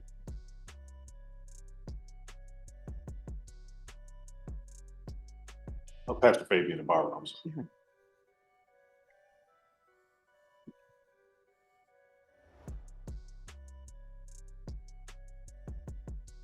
Hello, could you raise your right hand? Do you solemnly swear or affirm the testimony you give will be the truth and nothing but the truth, so help you God? Yes. All right, you can lower your hand, state your name for the record. Fabian Ibarra. All right, defense, you may proceed. Pastor, thank you for being here this morning. When I spoke with you in the back, I asked you a question. I told you I was going to go talk to Daniel real briefly before we came up here. Remember that? Yes. And I said, if there's one thing that you think I should communicate to him, what was that? All right. Oh. You remind, okay. And what was your response to that question? Yes. Please forgive me. I know it's not a laughing matter. It's just, but I also, well, not this year particularly, because we were experiencing a lot of changes and transition in our nonprofit. But there's a faith-based storm. The TDCJ has a faith-based storm. It's a 6-month faith-based program. It has structure. There's a wake-up time. There's class time. We with Chaplain Sherman there, Chaplain Bugsby, we've covered everything from anger management, strategies for recovery, relapse prevention, biblical studies, hermeneutics, homiletics, 12-step process group. So my response to you was, there's a 6-month faith-based storm in GDCJ, or the same structure on the faith-based storm that we have it here with the DSM. The whole purpose of the DSM is to prevent people from being incarcerated and having to have that sentence weight on them. So that was my response. So in communicating to the court, the gist of what you had to say was, if the court were to give him that opportunity, he can either do this there's a faith-based dorm in jail, and there's a faith-based dorm up the street from me. I live in the same zip code. Okay, at the DSM, which is this Christian-based ministry. Is that correct? Yes, sir. Okay. Now, just in terms of, we've broken up some of that program there, but would you be willing to, if the court were to actually make a condition of his probation being enrollment in this program and successfully completing it, is that something you'd be willing to accept? I strongly motion that. He's lacking a father. He's lacking structure. He's lacking to be literally part of a family, and he's lacking competencies in learning how to respond to anger instead of react to anger. And so I would be willing, if the court would grant me permission, take him in. I don't know if I'd be able to adopt him, but I'd be able to confront him and love him and provide for him, protect him, and teach him principles and core values that we teach and prescribe there at the program. And the emotion that I'm sensing in you is just the fact that bottom line is that, this probably better than me, but I'm a defense attorney. There's these programs all over the place. Some of them work, some of them don't. Okay. It's not my opinion, but it's the community's opinion that this is one that's working. It's proven results. Everett Hunter came in, 20-year heroin addiction. He's married, works full-time at Oak Hills Church. the students who go to our phase 2 program, they get hired from like Oak Hill Church, other ministries. I have one that came in 2019. His name is Gregory Setmore. He 2019 hardcore drug addict, hardcore gang member. And here we are, 2025. He's going to start his 3rd year after this semester of seminary. And he is the board chair at the ministry, and he was just ordained as a pastor. So there's a lot of transformation. I can go on and talk to you about the fruit of the program. But yes, I believe there's transformation that can take place. The individual has to have and maintain a desire to change, because once he loses that desire to change, there's nothing we can do to actually do that. He'd have to want to engage, maintain the desire to change, have to have and maintain a willingness to surrender, and the blessing from a group of people. He has to have a support system. And and there's nothing wrong with obviously seminary or anything like that, but I mean, but you've also have success stories for people in secular jobs. Sure. That are doing things outside of the ministry. And then the other things too, I recommend if he does get mandated by the courts there, that's going to be mandatory this term to get a GED. And then we have a cohort with the Goodwill for job training, and so he needs to pick up a trade, he needs to learn a trade, and all that stuff can be done during the program, I believe. Now, it also says you have to, but I want to just look at the schedule real quick, like for stage 1, right? So in the morning, they have to be up at 7 a.m., correct? 6:45. 6:45, I'm sorry. And if let's say one day he rolls out the bed and you say he needs to be up at 6:45 a.m., and he looks at you and says, I'll see you at 9 a.m., what happens? There's reprimands, there's disciplinary action. We're not gonna scream at, I'm not gonna scream at him, I'm not gonna yell at him, there's reprimands. We have things, we just covered this last month at our board of directors meeting. There's the rock pile. You wanna throw rocks, okay, you wanna dig holes, there's all that good stuff. But yeah, so for the tough, we can be tough. For the gentle, we can be gentle. We can become all things to everybody for the sake of winning them over. But yeah, there's a regimen that we follow. Would he be allowed to leave the campus? No, not on phase 1. Phase 1, you're not allowed to leave the premises. There's on-campus visits on Sundays. Phone use is permitted. There's no cell phones. There's no baby mama visits. There's none of that stuff. It's all supervised. On Sundays, there's on-campus visits between 1 and 5. Yeah, between 1 and 5 or 2 and 6. Now, without giving just a full synopsis, but we had talked about this. We said you helped over 100 people. But what would you say is just one of the things that you're able to facilitate as it relates to an enhanced ability to deal with anger? Dr. Christian Conte, he's one of the ones that covers anger management. Anger management is covered. We have a licensed counselor that comes in once a week to meet with the students, and we also have a 12-step recovery it's covered. Some of our board of directors, like Dr. Jeffrey Budd, he does celebrity care. So if you have to be under a doctor's care. And when you say celebrity care, what do you mean by celebrity care? It's a separate. That's his own personal practice. But he has the licensing to be able to cover, like if he needs to be on the Center for Healthcare Services, or if he still needs to be on certain medications that he's currently on, he would be under a doctor's care that sits on our board of directors. Yeah. What else at this moment do you think the judge would need to hear? And I would ask without objection from the other side.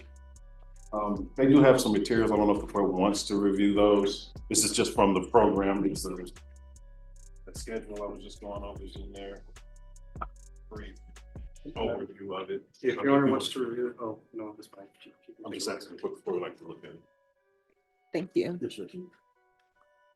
Well, is there anything else that you think the judge would need to hear? Well, let me back up.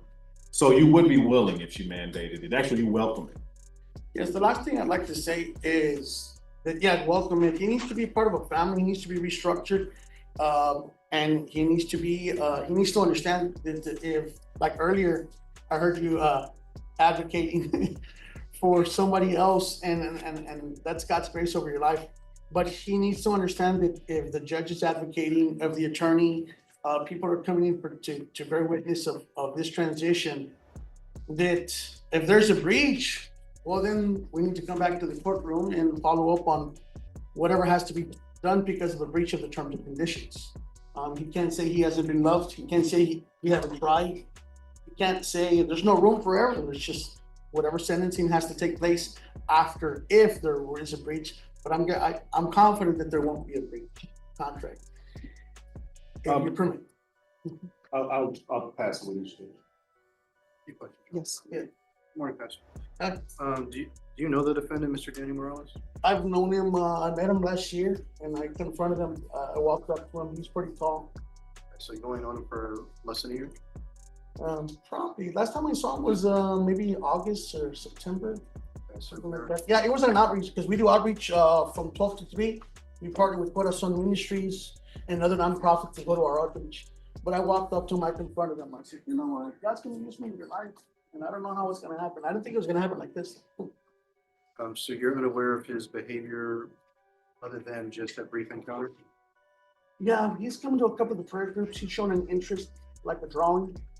But outside of that, All right, so this program that you've been talking about, what's the accountability for people that mess up along the way? Is there accountability? oh yes, sir. There's reprimands, there's disciplinary action, extra detail. What kind of disciplinary actions are there?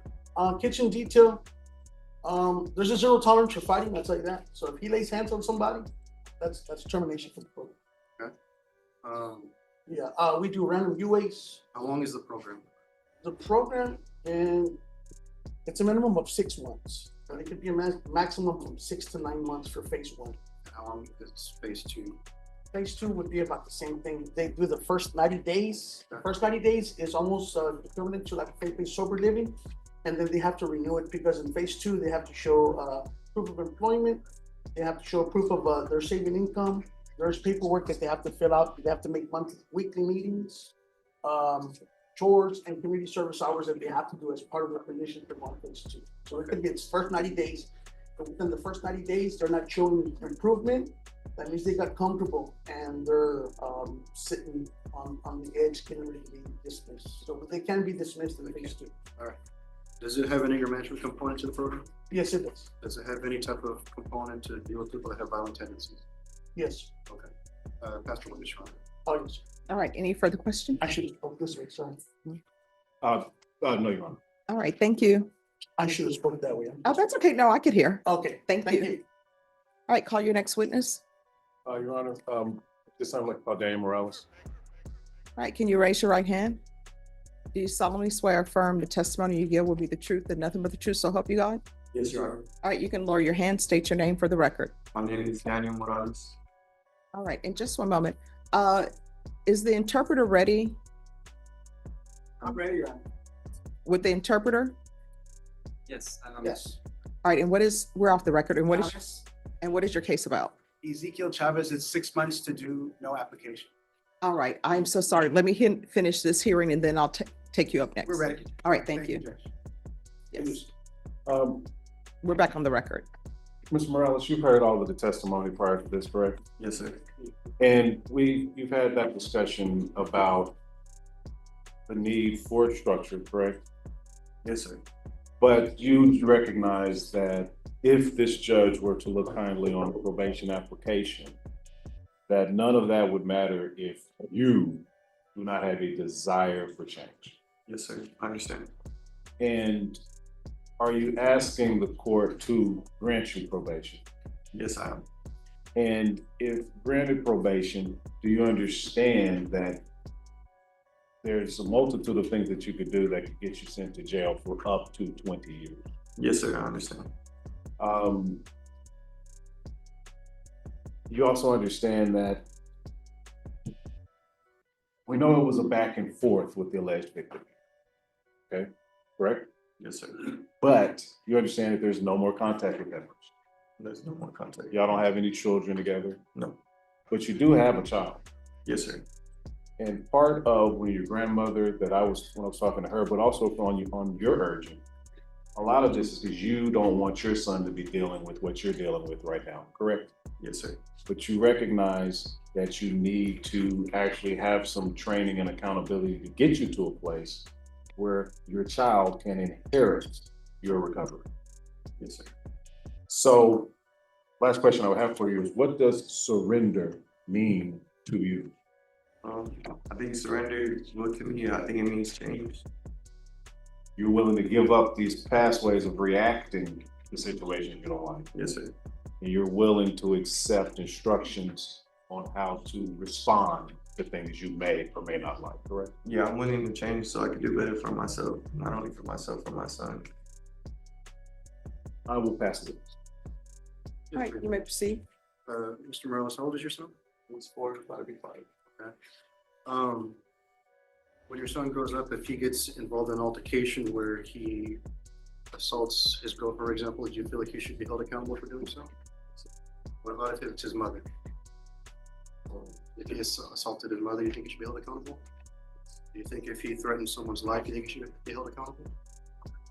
I'll pass the witness, Ryan. Any further questions? Nothing further, Judges. I have a few questions. Any objections? No objection from the state. All right. So, And what, for prior judge, we would, in terms of the stipulations that we had tendered to the court, probably should have done this before. Believe those are the same steps that we signed previously with the amendments that we had. Okay. all right. So this is my concern and what I'm looking at. You have a case from September 16, 2024 with this complainant, and that's pointing a deadly weapon at her, namely a knife. And then you have a case from December 8, 2024, and that's another assaultive behavior against the same complainant, and this time choking her. And all of this is over your breakfast not having ketchup. So number one, what breakfast that you wanted did not have ketchup? This is just for me to know. The only reason why I brought that up is because I was getting cheated on and No. So here's the thing. When people cheat on people, you have two choices. One, you forgive them and accept that they're cheating on you. And if they deny it, you either say, okay, they've denied it, I'm gonna let it go. But your choices are either you stay and you accept it or you move on. So back to this ketchup business. So what breakfast were you having that you were so upset that there was no ketchup? she was upset she didn't have any, and I told her. No, let me just tell you what the steps read. It says they spoke to the complainant. The complainant stated that they had been arguing since last night. You struck her on the face, and let me see, where is it? Where you told her to let that BAN get ketchup for her. Yes. So this was over ketchup. And it was you who wanted the ketchup. No, it says that you wanted ketchup. So what breakfast was this? Eggs? It says the complainant stated today they argued because she made breakfast and they did not have ketchup. I don't eat ketchup with my eggs. She does. And, she told me that she didn't have any, so I told her to tell him to go buy it for her. Yeah. And so how does this turn into you grabbing a knife? Because she has people knocking at her door and I couldn't defend myself. Okay, so that's in September. So you grab a knife in September because you can't defend yourself because she has people in whatever category you're talking about. So then the question becomes, if you think she's cheating in September and you're telling her to tell some other guy to get some ketchup for her eggs, and you pull a knife on her because you're afraid of other people she has, then why are you with her in December? Because she, when I got out, she told me that she wanted to take me back. And, but no, why would you want to go back? She's cheating on you. She has these other people in some category that you're afraid of, and you have to pull a knife on her. So why would you even go back to her? Because she told me it was just a sugar daddy that is just some old guy who gives her money. I believe it. Mm-hmm. And so then we come to the December case. And the December case involves choking. And it says that that she didn't immediately report because you're controlling and overhear her conversations and read her text messages. So it says that she contacted the babysitter to see if the babysitter could come by. And when the babysitter came by, she let the babysitter know what was going on. So I'm assuming this complainant you were with has children. Yes, she has children. And when you say children, how many children? She has two, a daughter and a son. And what are their ages? I think her daughter was 2 and her son was 6. 2 and 6? Yes. All right, so you all are having these children see violence in the household, 2 and 6. You think she's cheating?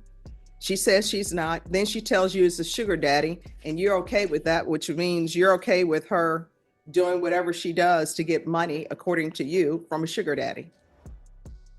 And where was your child in all of this? This child that now you need to be there for, and you want them to see different things. Where were they? I was still seeing him every day, and she didn't like it because she thought I was talking to the mother of my child. And that's the other thing.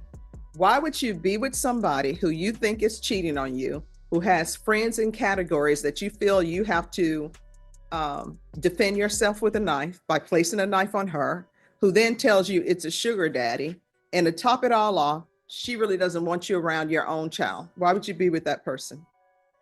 Because I made a mistake. And, Nope, these are choices. These are not mistakes. yes, it was my choice, and my choice turned into a mistake. All right. And what's with this tattoo on the face? It used to say her name, but I covered it up to my brother who passed away. All right. So, and then you get her name tatted on your face. So you get her name tatted on your face. Don't even have your son's name tatted on your face. No, I have it all. As a side note, this is what I always tell people. When you're getting tattoos of people's names, these are your best options.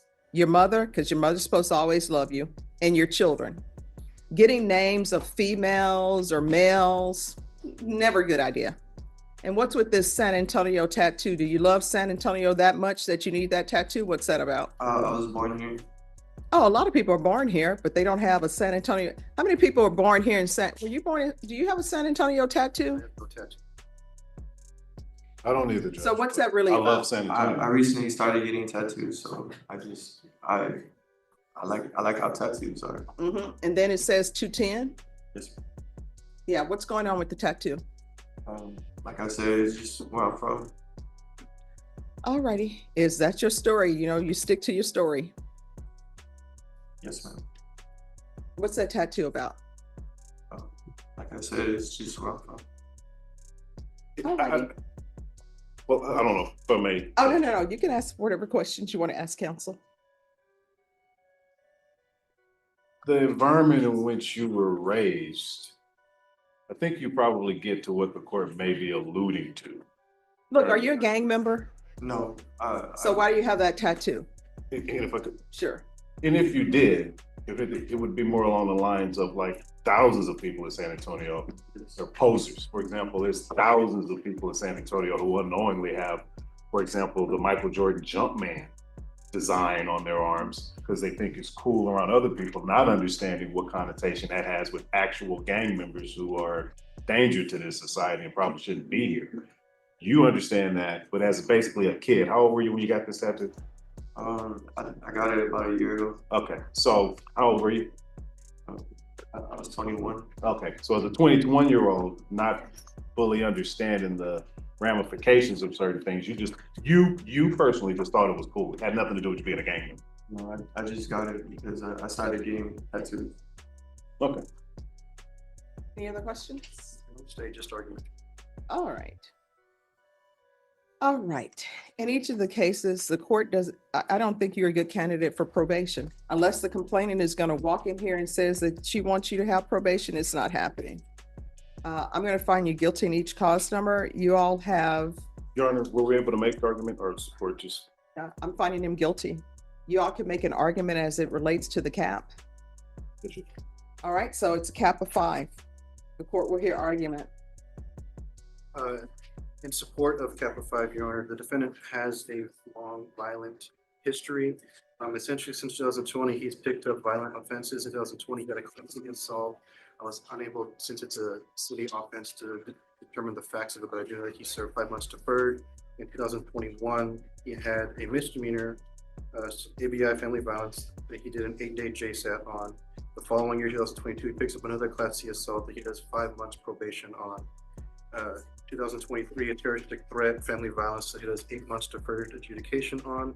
And then these two, all within the same year that we're here for today. There are actually 3 cases, one's being TIC as part of the plea, but I feel that because of this defendant's long violent history, he is not a candidate for probation, and that prison would be the most appropriate option. All right, defense. Your Honor, we would ask the court to consider the lower end of the cap on this case, which is 2 years. He's expressed a lot of contrition. Of course, in these cases, there are always those, but what we would say in terms of the complainant, we guess we would renew this motion to the court. My understanding is that the state, that the complainant has moved out of state and that they weren't here. So if the court would give us time to possibly get an investigator to try to bring her in to start, at least see if she has an issue with probation, we would ask the court's leave to possibly do so with the reset. But if the court is not so inclined to allow for the state to try to reach her, or for us to reach her, we would ask the court to come in on the lower end of the range here. He understands that there were things he could have done differently. We're also very, very careful in making sure that we're not blaming the quote unquote victim in any way in these situations. But what we will say is that she was a much older than the defendant. There was a significant amount of manipulation, but again, which is why we presented that evidence to the court. We believe that he didn't have the background to be able to develop the ability to react in a way that would be within the guise of the law, as opposed to ways that could be construed as criminal offenses. Given his age, given the support structure that he has, we would ask the court to come in we would ask the court to give him a sentence of 2 years on this case. And we would also ask the court if the court would be willing to maintain jurisdiction over the case if the court were inclined to give him anything over 2 years. All right.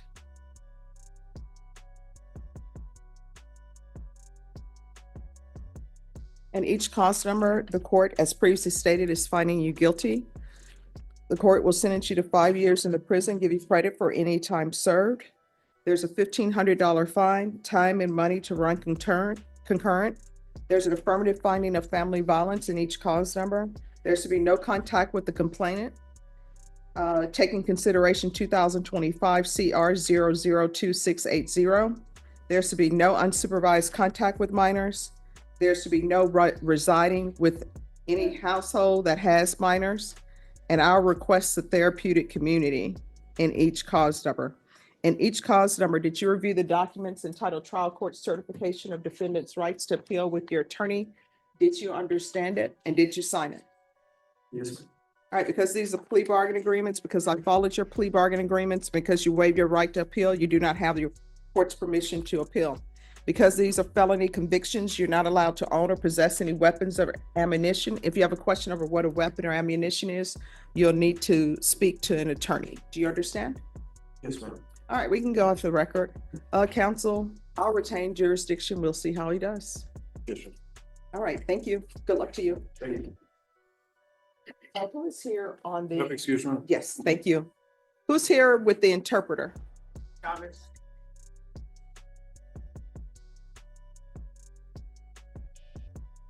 Ready, Your Honor.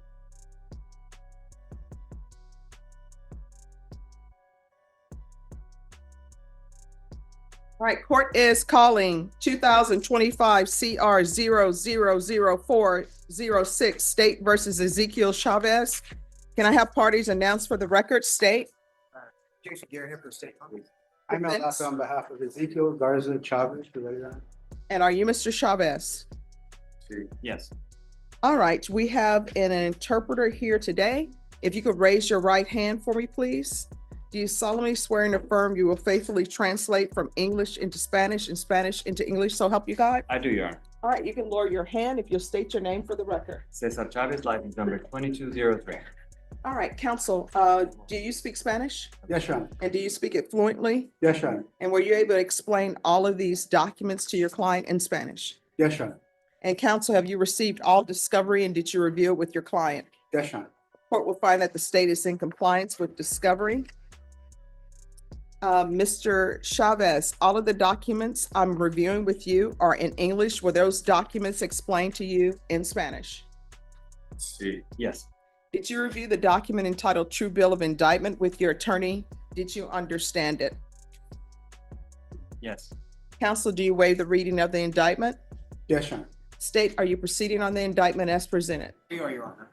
All right, Mr. Chavez, did you review the court admonishments with your attorney? Did you understand it and sign it in all the appropriate places? Yes. Did you understand you're charged with terroristic threat against a peace officer or judge as a state jail felony? Range of punishment is anywhere from 180 days up to 2 years in the state jail facility and up to a $10,000 fine. Did you understand? Yes. If you have a plea bargain agreement with the state, the court does not have to follow your plea. If for any reason the court does not follow your plea and gives you more than you bargained for, the fact that you entered a plea will not be used against you and you will be allowed to withdraw your plea. Did you understand? Yes. You have a right to jury trial, a right for you or your attorney to cross-examine and confront any witnesses the state would call, and the right to remain silent.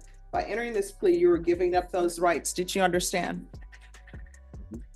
Yes. And did you intend to give up those rights and enter into a plea in this case? Yes. Counsel, has your client been able to provide you with any defenses? Yes, Your Honor. Do you believe he has a rational as well as a factual understanding of the charges against him? Yes, Your Honor.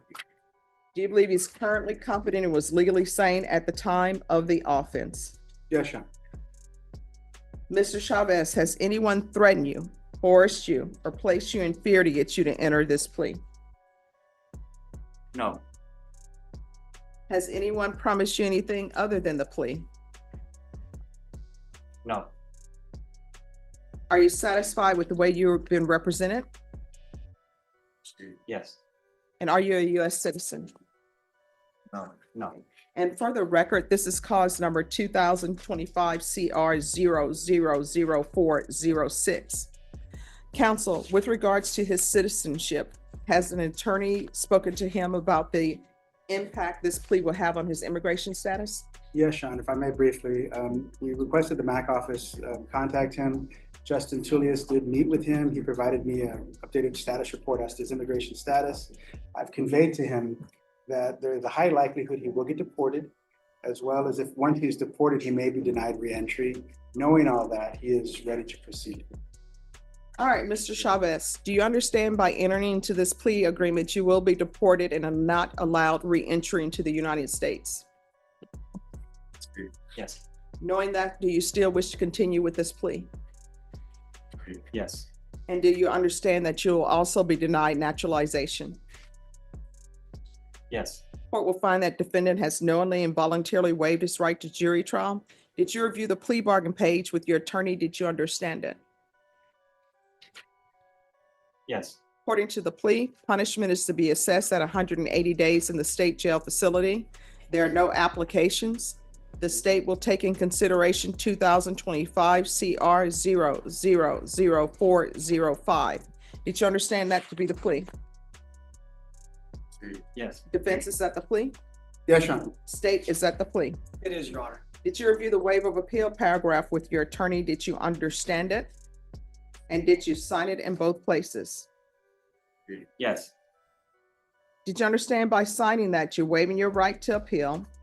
The only items that can be appealed are written pretrial motions that have been filed, heard, and ruled upon by the court. Did you understand? Yes. Counsel, have there been any such motions? No, Your Honor. Then to the offenses charged, how do you plead? Guilty, not guilty, or no contest? No contest. State, any evidence? Yes, Your Honor. State exhibit number 1 with all of its attachments. No objection, Your Honor. All right, state, you may be excused. Did you review the waiver and stipulations with your attorney? Did you understand it and sign it in all the appropriate places? Yes.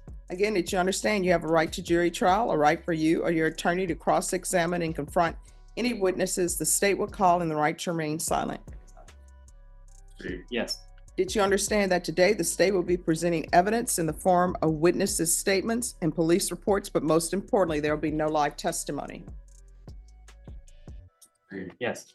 Court will find that defendant has knowingly and voluntarily waived and consented to stipulation of testimony and stipulations. Court will accept into evidence states exhibits 1 and attachments and review the same.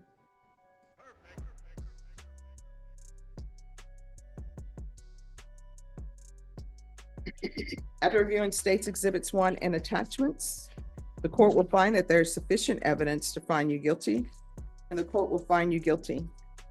Are you proceeding with sentencing? Yes, Your Honor. Anything you wish to say on behalf of your client? He just wants the court to know that he does accept responsibility.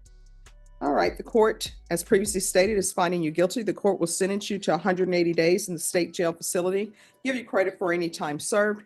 Take in consideration 2025 CR 000405. Did you review the document entitled Trial Court Certification of Defendant's Rights to Appeal with your attorney?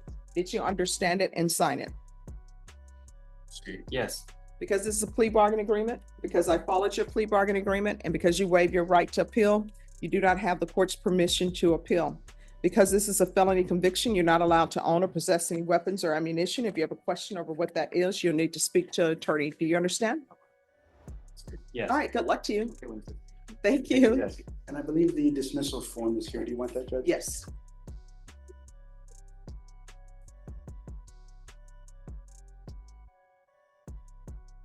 Thank you. Thank you. Excuse me, Your Honor. Yes. Who's here on Constance Sinwell? All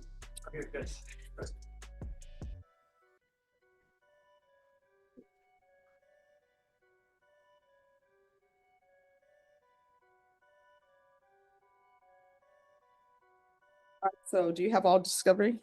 Judge, no. We do, I conferred with the state today, Lacia is in, but apparently there's this program that needs to be uploaded to see it, and I gotta do that at the DA's office. The prosecutor here is not sure how to do that either, so we're gonna meet with One of the prosecutors, okay.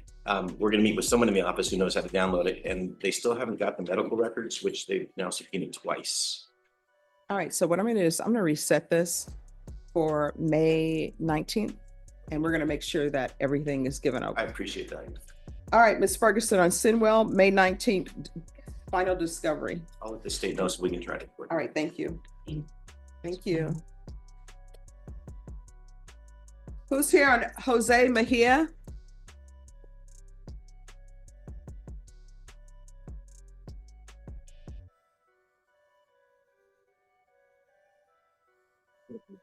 No. All right, where's Mejia? He's coming, Judge.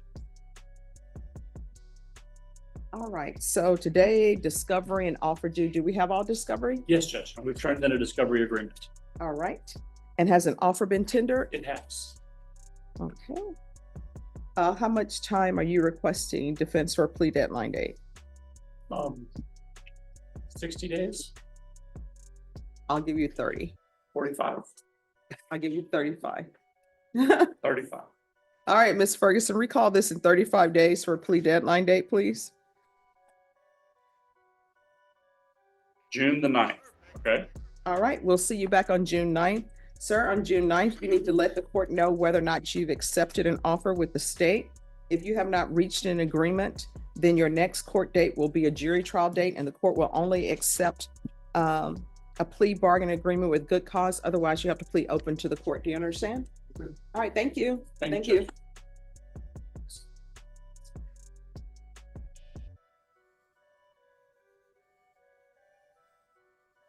Who's here on Dominique Grant?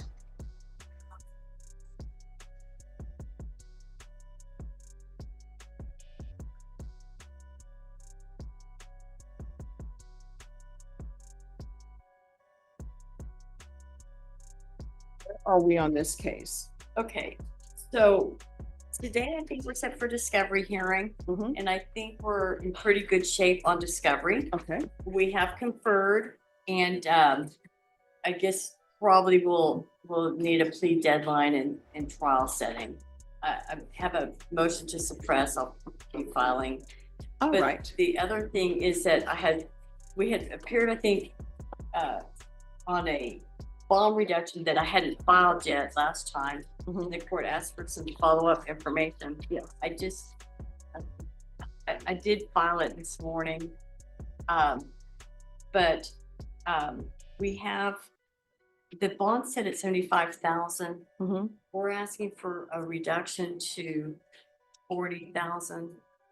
And with conditions of GPS and to go directly, we're trying to find a place for him, either a Salvation Army 180-day residential men's program or Haven for Hope. All right, so let's do this. Okay. Your Honor, Because- Your Honor, Yes. can I speak please before you? Sure. Please, Your Honor, Mhm. this is what my changes on what I'm asking the court, Your Honor. I have mental issues like I spoke with you the last time, Hold on. the bar reduction, I'm not talking about. the Okay, case. all right. Okay, so let me explain something to you. All right, so before you even say anything, because this may address the entire issue. Number one, my concern, and I noted it, that there's maybe some mental health. Yes, Then we have an issue with he has no place to stay. correct. So those are the court's two concerns. Your attorney has just said that she's looking into some certain places where maybe you can stay.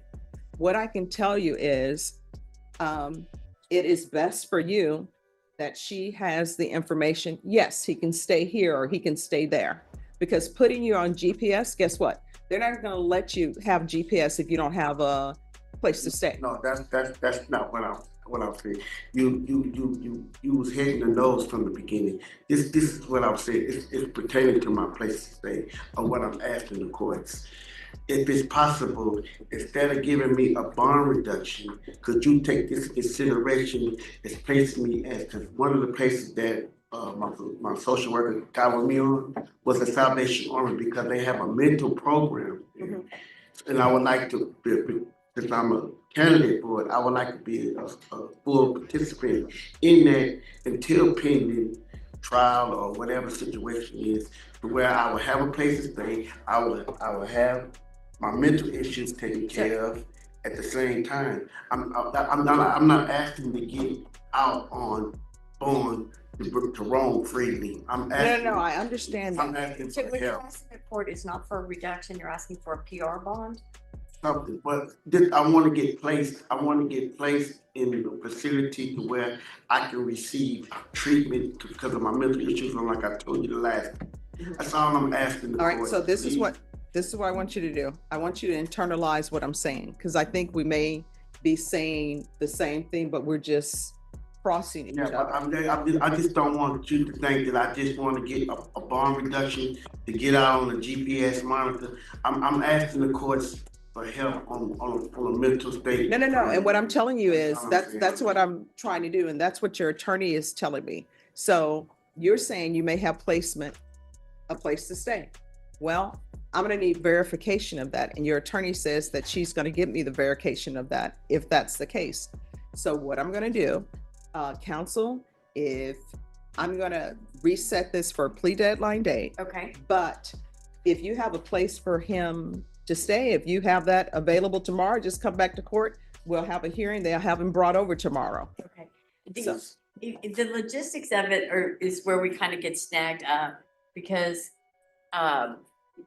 it's like, well, he has to get released on bond first, and then we can make arrangements, it's. Oh, no, I think if you can get somebody here from the Salvation Army, I think we can work on that. Okay. So, and they can appear by Zoom. Okay. So what I'm gonna do is I'm gonna set this, and I want you to hear what I'm saying, okay?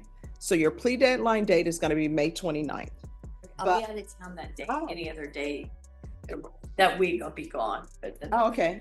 Do you want to do it? Otherwise, I'd have to put you in June. Are you okay with June then? Yes, or I don't mind coming earlier. I can put you then for May 22nd.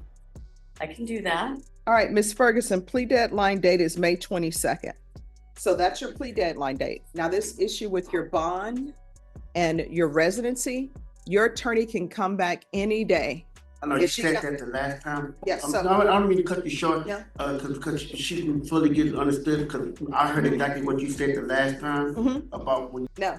So what will end up happening, for example, is she's able to call them today and they say, yes, we have a place for him to stay.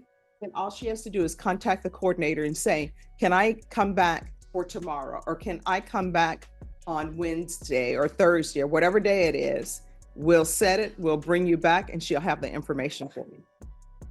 So it'll be before the deadline, the plea deadline date, okay? All right. Do you have any questions?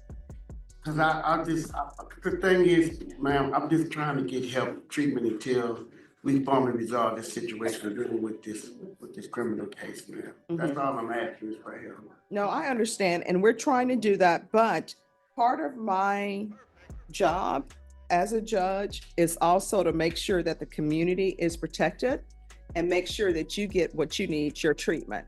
And so she's trying to make sure that she verifies that there's a place.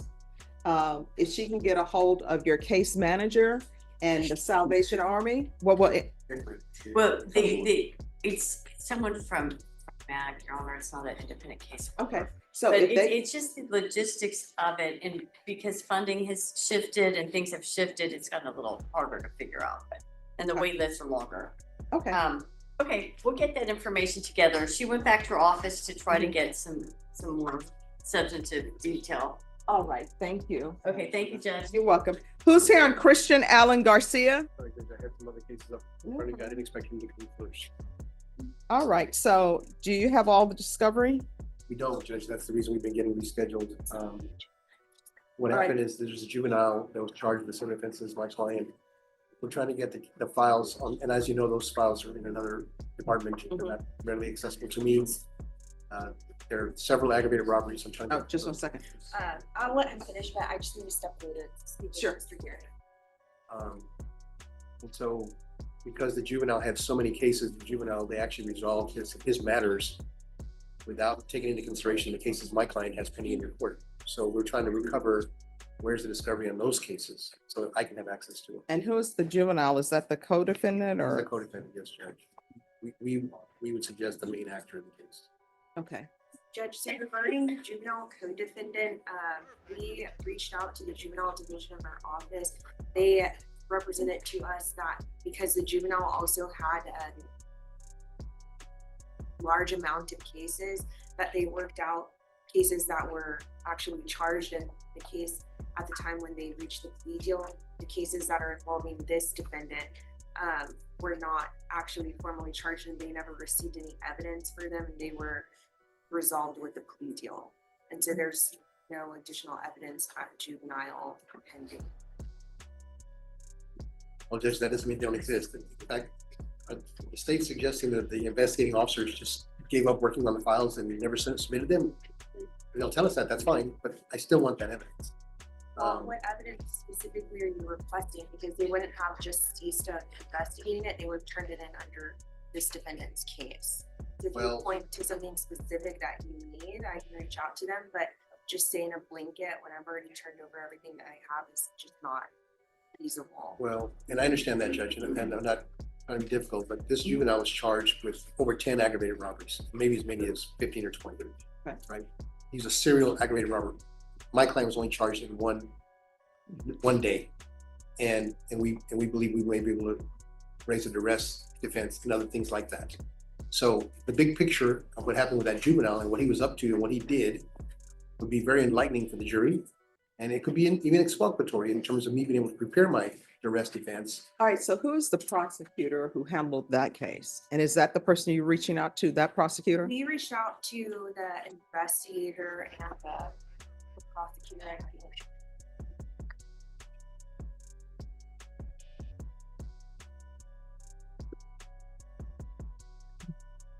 You just give us that. Sure.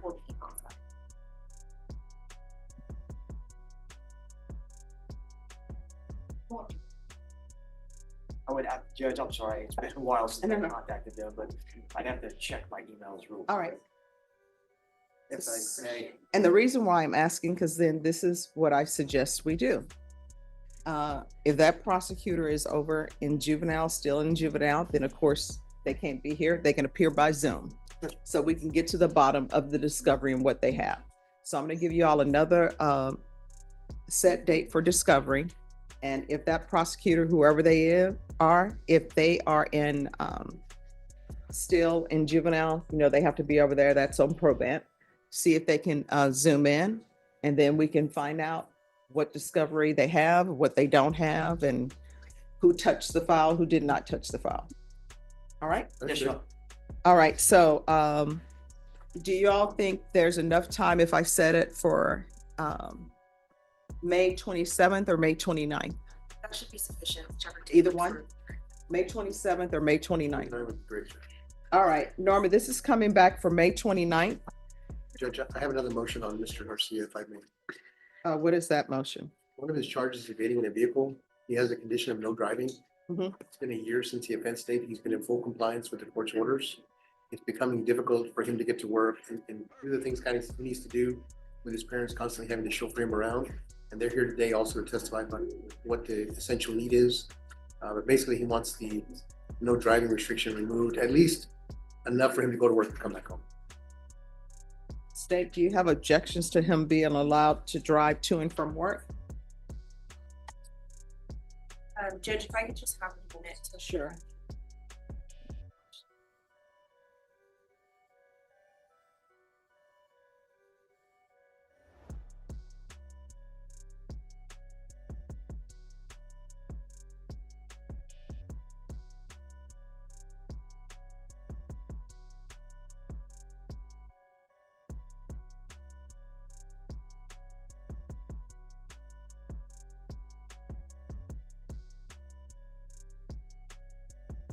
After this case, it's going to be Washington, Galvan,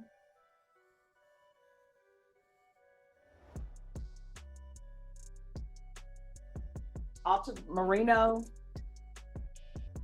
and Moore and Rivera. Can you sneak in Berlanga too? Huh? Can you sneak in Berlanga too? I don't know if it's up here. If it's up here. Actually, it was the first one I asked her this morning. Okay. He must have got second wrong. Judge, so I don't necessarily have an objection to him being able to drive because there's been no retrial violations, but I just would request a curfew. All right, so if you all figure out what the curfew will be, and I'll allow him to be able to drive to and from work. Okay, Judge, I'll work on that order while I step back and I'll bring it back. All right, thank you. May I excuse my client? Yes, well, once he signs the reset form. All right, on Washington.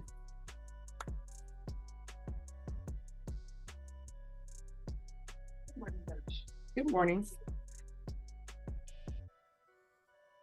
All right. So my understanding, you all have previously entered into a plea, correct? Yes, Your Honor. All right, the court is calling 2025 CR 00495 State versus Mason, Washington. Could I have parties announced for the record for the state? Ashley Jones. Defense. Christine McDonald for Mr. Washington. And are you Mr. Washington? Yes.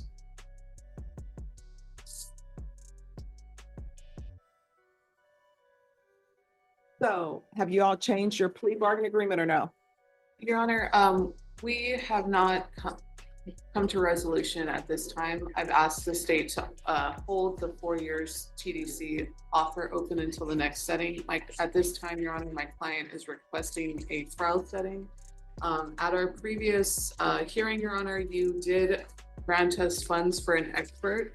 I did tender my copy of a specific request for discovery to the state at that time. I re-forwarded it today. We are still waiting on some additional discovery that our DNA expert is requesting, Judge.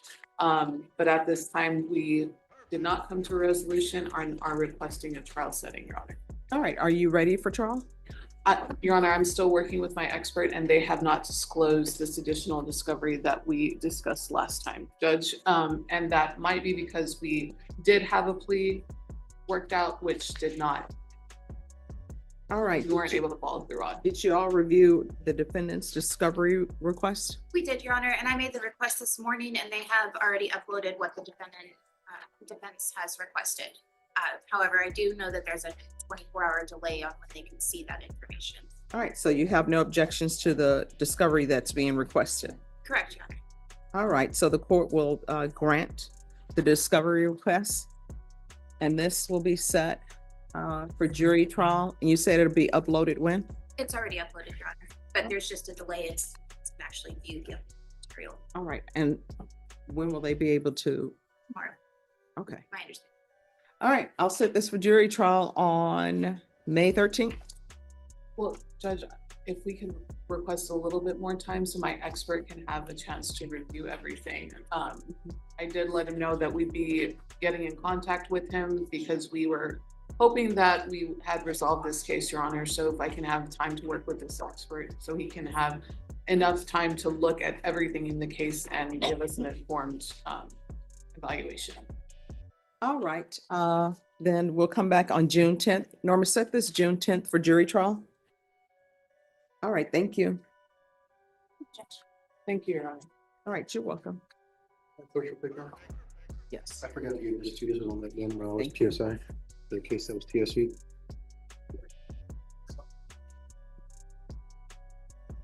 Here we are. Thank you. You're welcome.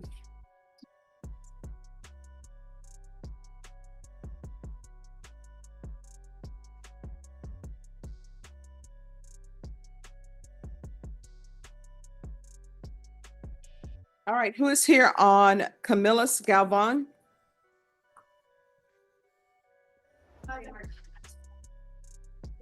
All righty. Who is here on Guillermo Altamirano? All right. Court is calling 2024 CR 011696 State versus Guillermo Altamirano. Could I have parties announced? Andrew Harris, State on the State. Adriana Biggs for Guillermo Altamirano. And are you Mr. Altamirano? Yes, ma'am. Thank you for dressing appropriately for court. Counsel, you received all discovery. Did you review it with your client? I have, Your Honor. Court will find that the state is in compliance with discovery. Are there applications in this case? Yes, Yes. Your Honor.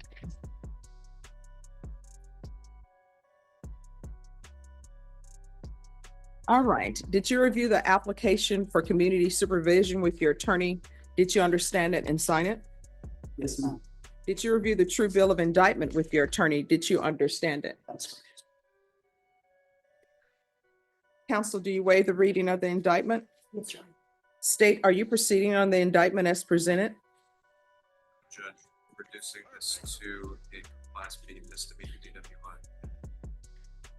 Any objections? No, Your Honor.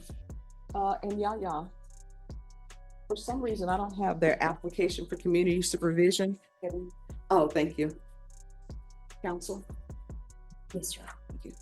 All right, did you review the court admonishments with your attorney? Did you understand it and sign it in all the appropriate places? I do understand. All right. The state is proceeding on the lesser included offense of driving while intoxicated as Class B misdemeanor. Range of punishment is up to 180 days in the Bexar County Jail and up to a $2,000 fine. Did you understand? Yes. If you have a plea with the state, the court does not have to follow your plea. If for any reason the court does not follow your plea, gives you more than you bargained for, the fact that you entered a plea will not be used against you, and you will be allowed to withdraw your plea. Did you understand? Yes, ma'am. You have a right to jury trial, a right for you or your attorney to cross-examine and confront any witnesses the state would call, and the right to remain silent. By entering this plea, you were giving up those rights. Did you intend to give up those rights and enter into a plea in this case? I do understand. Counsel, did you intend to do that? Yes or no? Yes. Counsel, has your client been able to provide you with any defenses? Yes, Your Honor. Do you believe he has a rational as well as a factual understanding of the charges against him? I do. Do you believe he's currently competent and was legally sane at the time of the offense? I do. Sir, has anyone threatened you, coerced you, or placed you in fear to get you to enter this plea? Anyone promised you anything other than the plea? Are you satisfied with the way you've been represented? Yes, Are you a U.S. citizen? yes, I am. Court will find that defendant has knowingly and voluntarily waived his right to jury trial. Did you review the plea bargain page with your attorney? Did you understand it? Yes, I did. According to the plea, the state is proceeding on the lesser included offense. Punishment is to be assessed at 180 days in the Bexar County Jail. There's a $2,000 fine and the state recommends community supervision. Did you understand that to be the plea? Yes, I did. Defense? Yes, Your Honor. State? Yes. Did you review the waiver of appeal paragraph with your attorney? Did you understand it and sign it in both places? Yes, I did. Did you understand by signing that you're waiving your right to appeal? The only items that can be appealed are written pretrial motions that have been filed, heard, and ruled upon by the court. Did you understand? Yes, I do understand. Counsel, have there been any such motions? I'm sorry, Your Honor. Have there been any such motions? No, Your Honor, they have not. Outside the agreement, the state is recommending that your community supervision be for a term of 2 years. There'll be a TAP evaluation, 150 hours community service restitution, 1 year license suspension, and 72 hours in the Bear County Jail. Did you understand those are recommendations from the court, from the state, and the court does not have to follow those recommendations? I do understand. Then to the offense of driving while intoxicated as a Class B misdemeanor, how do you plead? No contest. State any evidence. State offers exhibit 1 and attachments. No objection, Chairman.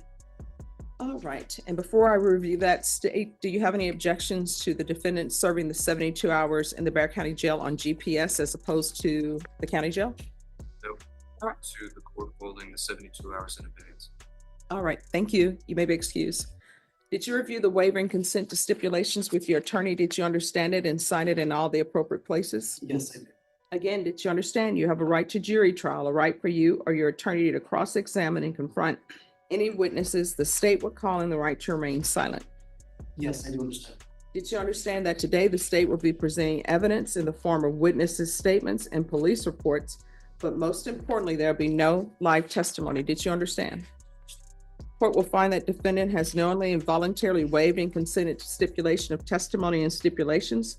Court will accept into evidence states exhibits 1 and attachments, and the court will review the same. After reviewing states exhibits 1 and attachments, the court will find there is sufficient evidence to find you guilty, and the court will find you guilty.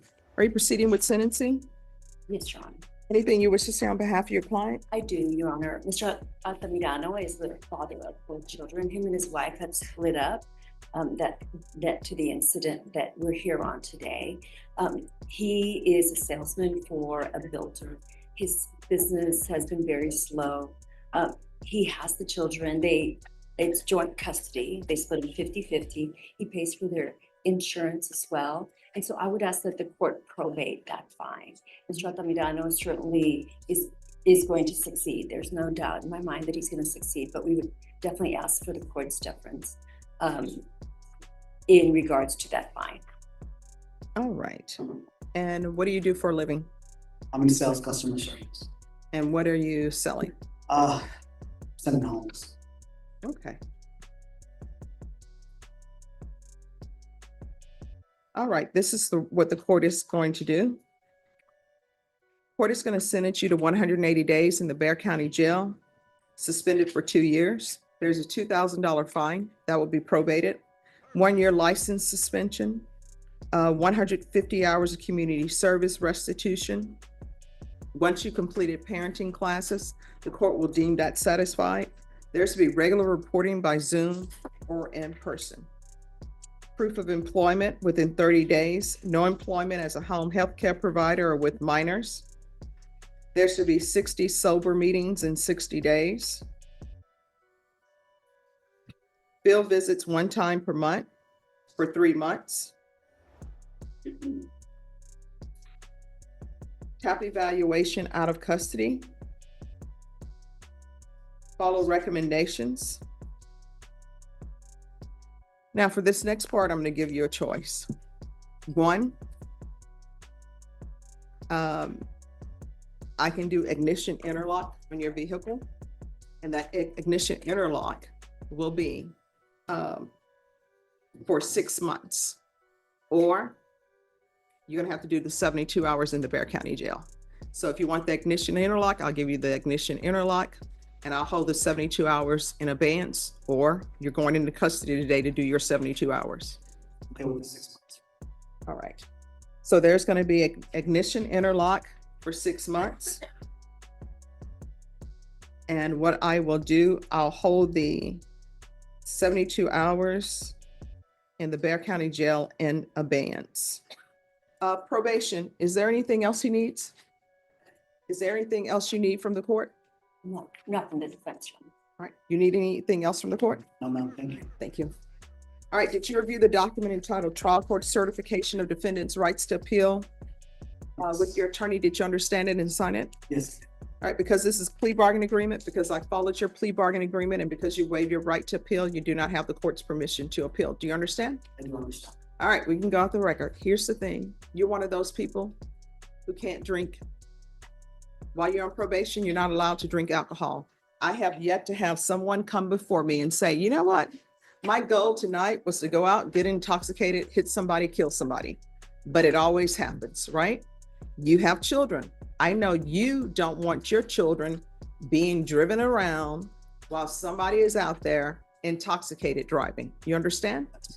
So do better. All right. Good luck to you. Remain in the court probation. We'll go over conditions with you. Thank you, Your Honor. You're welcome. Thank you, Your Honor. You're welcome. Who's here on Mitchell Moore? Court is calling 2025 CR 001524 State versus Mitchell Moore. Can I have parties announced for the record? Megan Galloway for the state. Robin Porter for Mr. Moore and Judge, I'd like to clarify a little bit on the paperwork. Yes. The paperwork has his middle name, that is misspelled middle name.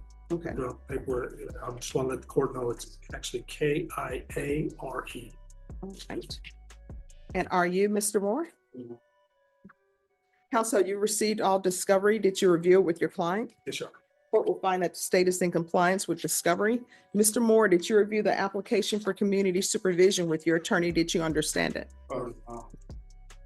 Did you review the true bill of indictment with your attorney? Did you understand it? Yes. Counsel, do you waive the reading of the indictment? State, are you proceeding on the indictment as presented? No, Your Honor, we bid to proceed on the lesser included offense of driving while intoxicated with blood alcohol concentration 0.15 or higher, which is a class A misdemeanor. Any objection? No objection. I believe. All right, everyone, please don't talk behind the court reporter when we're on the record. No objection. I'll also waive. All right. All right, Mr. Moore, did you review the court admonishments with your attorney? Did you understand it and sign it in all the appropriate places? Did you understand the state is proceeding on the lesser included offense of DWI as a class A misdemeanor? The range of punishment is up to 1 year in the Bexar County Jail and up to a $4,000 fine. If you have a plea bargain agreement with the state, the court does not have to follow your plea. If for any reason the court does not follow your plea and gives you more than you bargained for, the fact that you entered a plea will not be used against you and you will be allowed to withdraw your plea. Did you understand? Yes. You have a right to jury trial, a right for you or your attorney to cross-examine and confront any witnesses the state would call, and the right to remain silent. Did you understand by entering this plea, you were giving up those rights? Yes, ma'am. And did you intend to give up those rights and enter into a plea in this case? Yes. Counsel, has your client been able to provide you with any defenses? Yes, sir. Do you believe he has a rational as well as a factual understanding of the charges against him? I do, Your Honor. Do you believe he's currently competent and was legally sane at the time of the offense? Yes, Your Honor. Mr. Moore, has anyone threatened you, coerced you, or placed you in fear to get you to enter this plea? Anyone promised you anything other than the plea? No. Are you satisfied with the way you've been represented? Yes. Are you a U.S. citizen? Court will find that defendant has knowingly and voluntarily waived his right to jury trial. Did you review the plea bargain page with your attorney? Did you understand it? According to the plea, the state is proceeding on the lesser included offense. Punishment is to be assessed at 1 year in the Bexar County Jail. There's a $2,000 fine. The state recommends community supervision. Did you understand that to be the plea?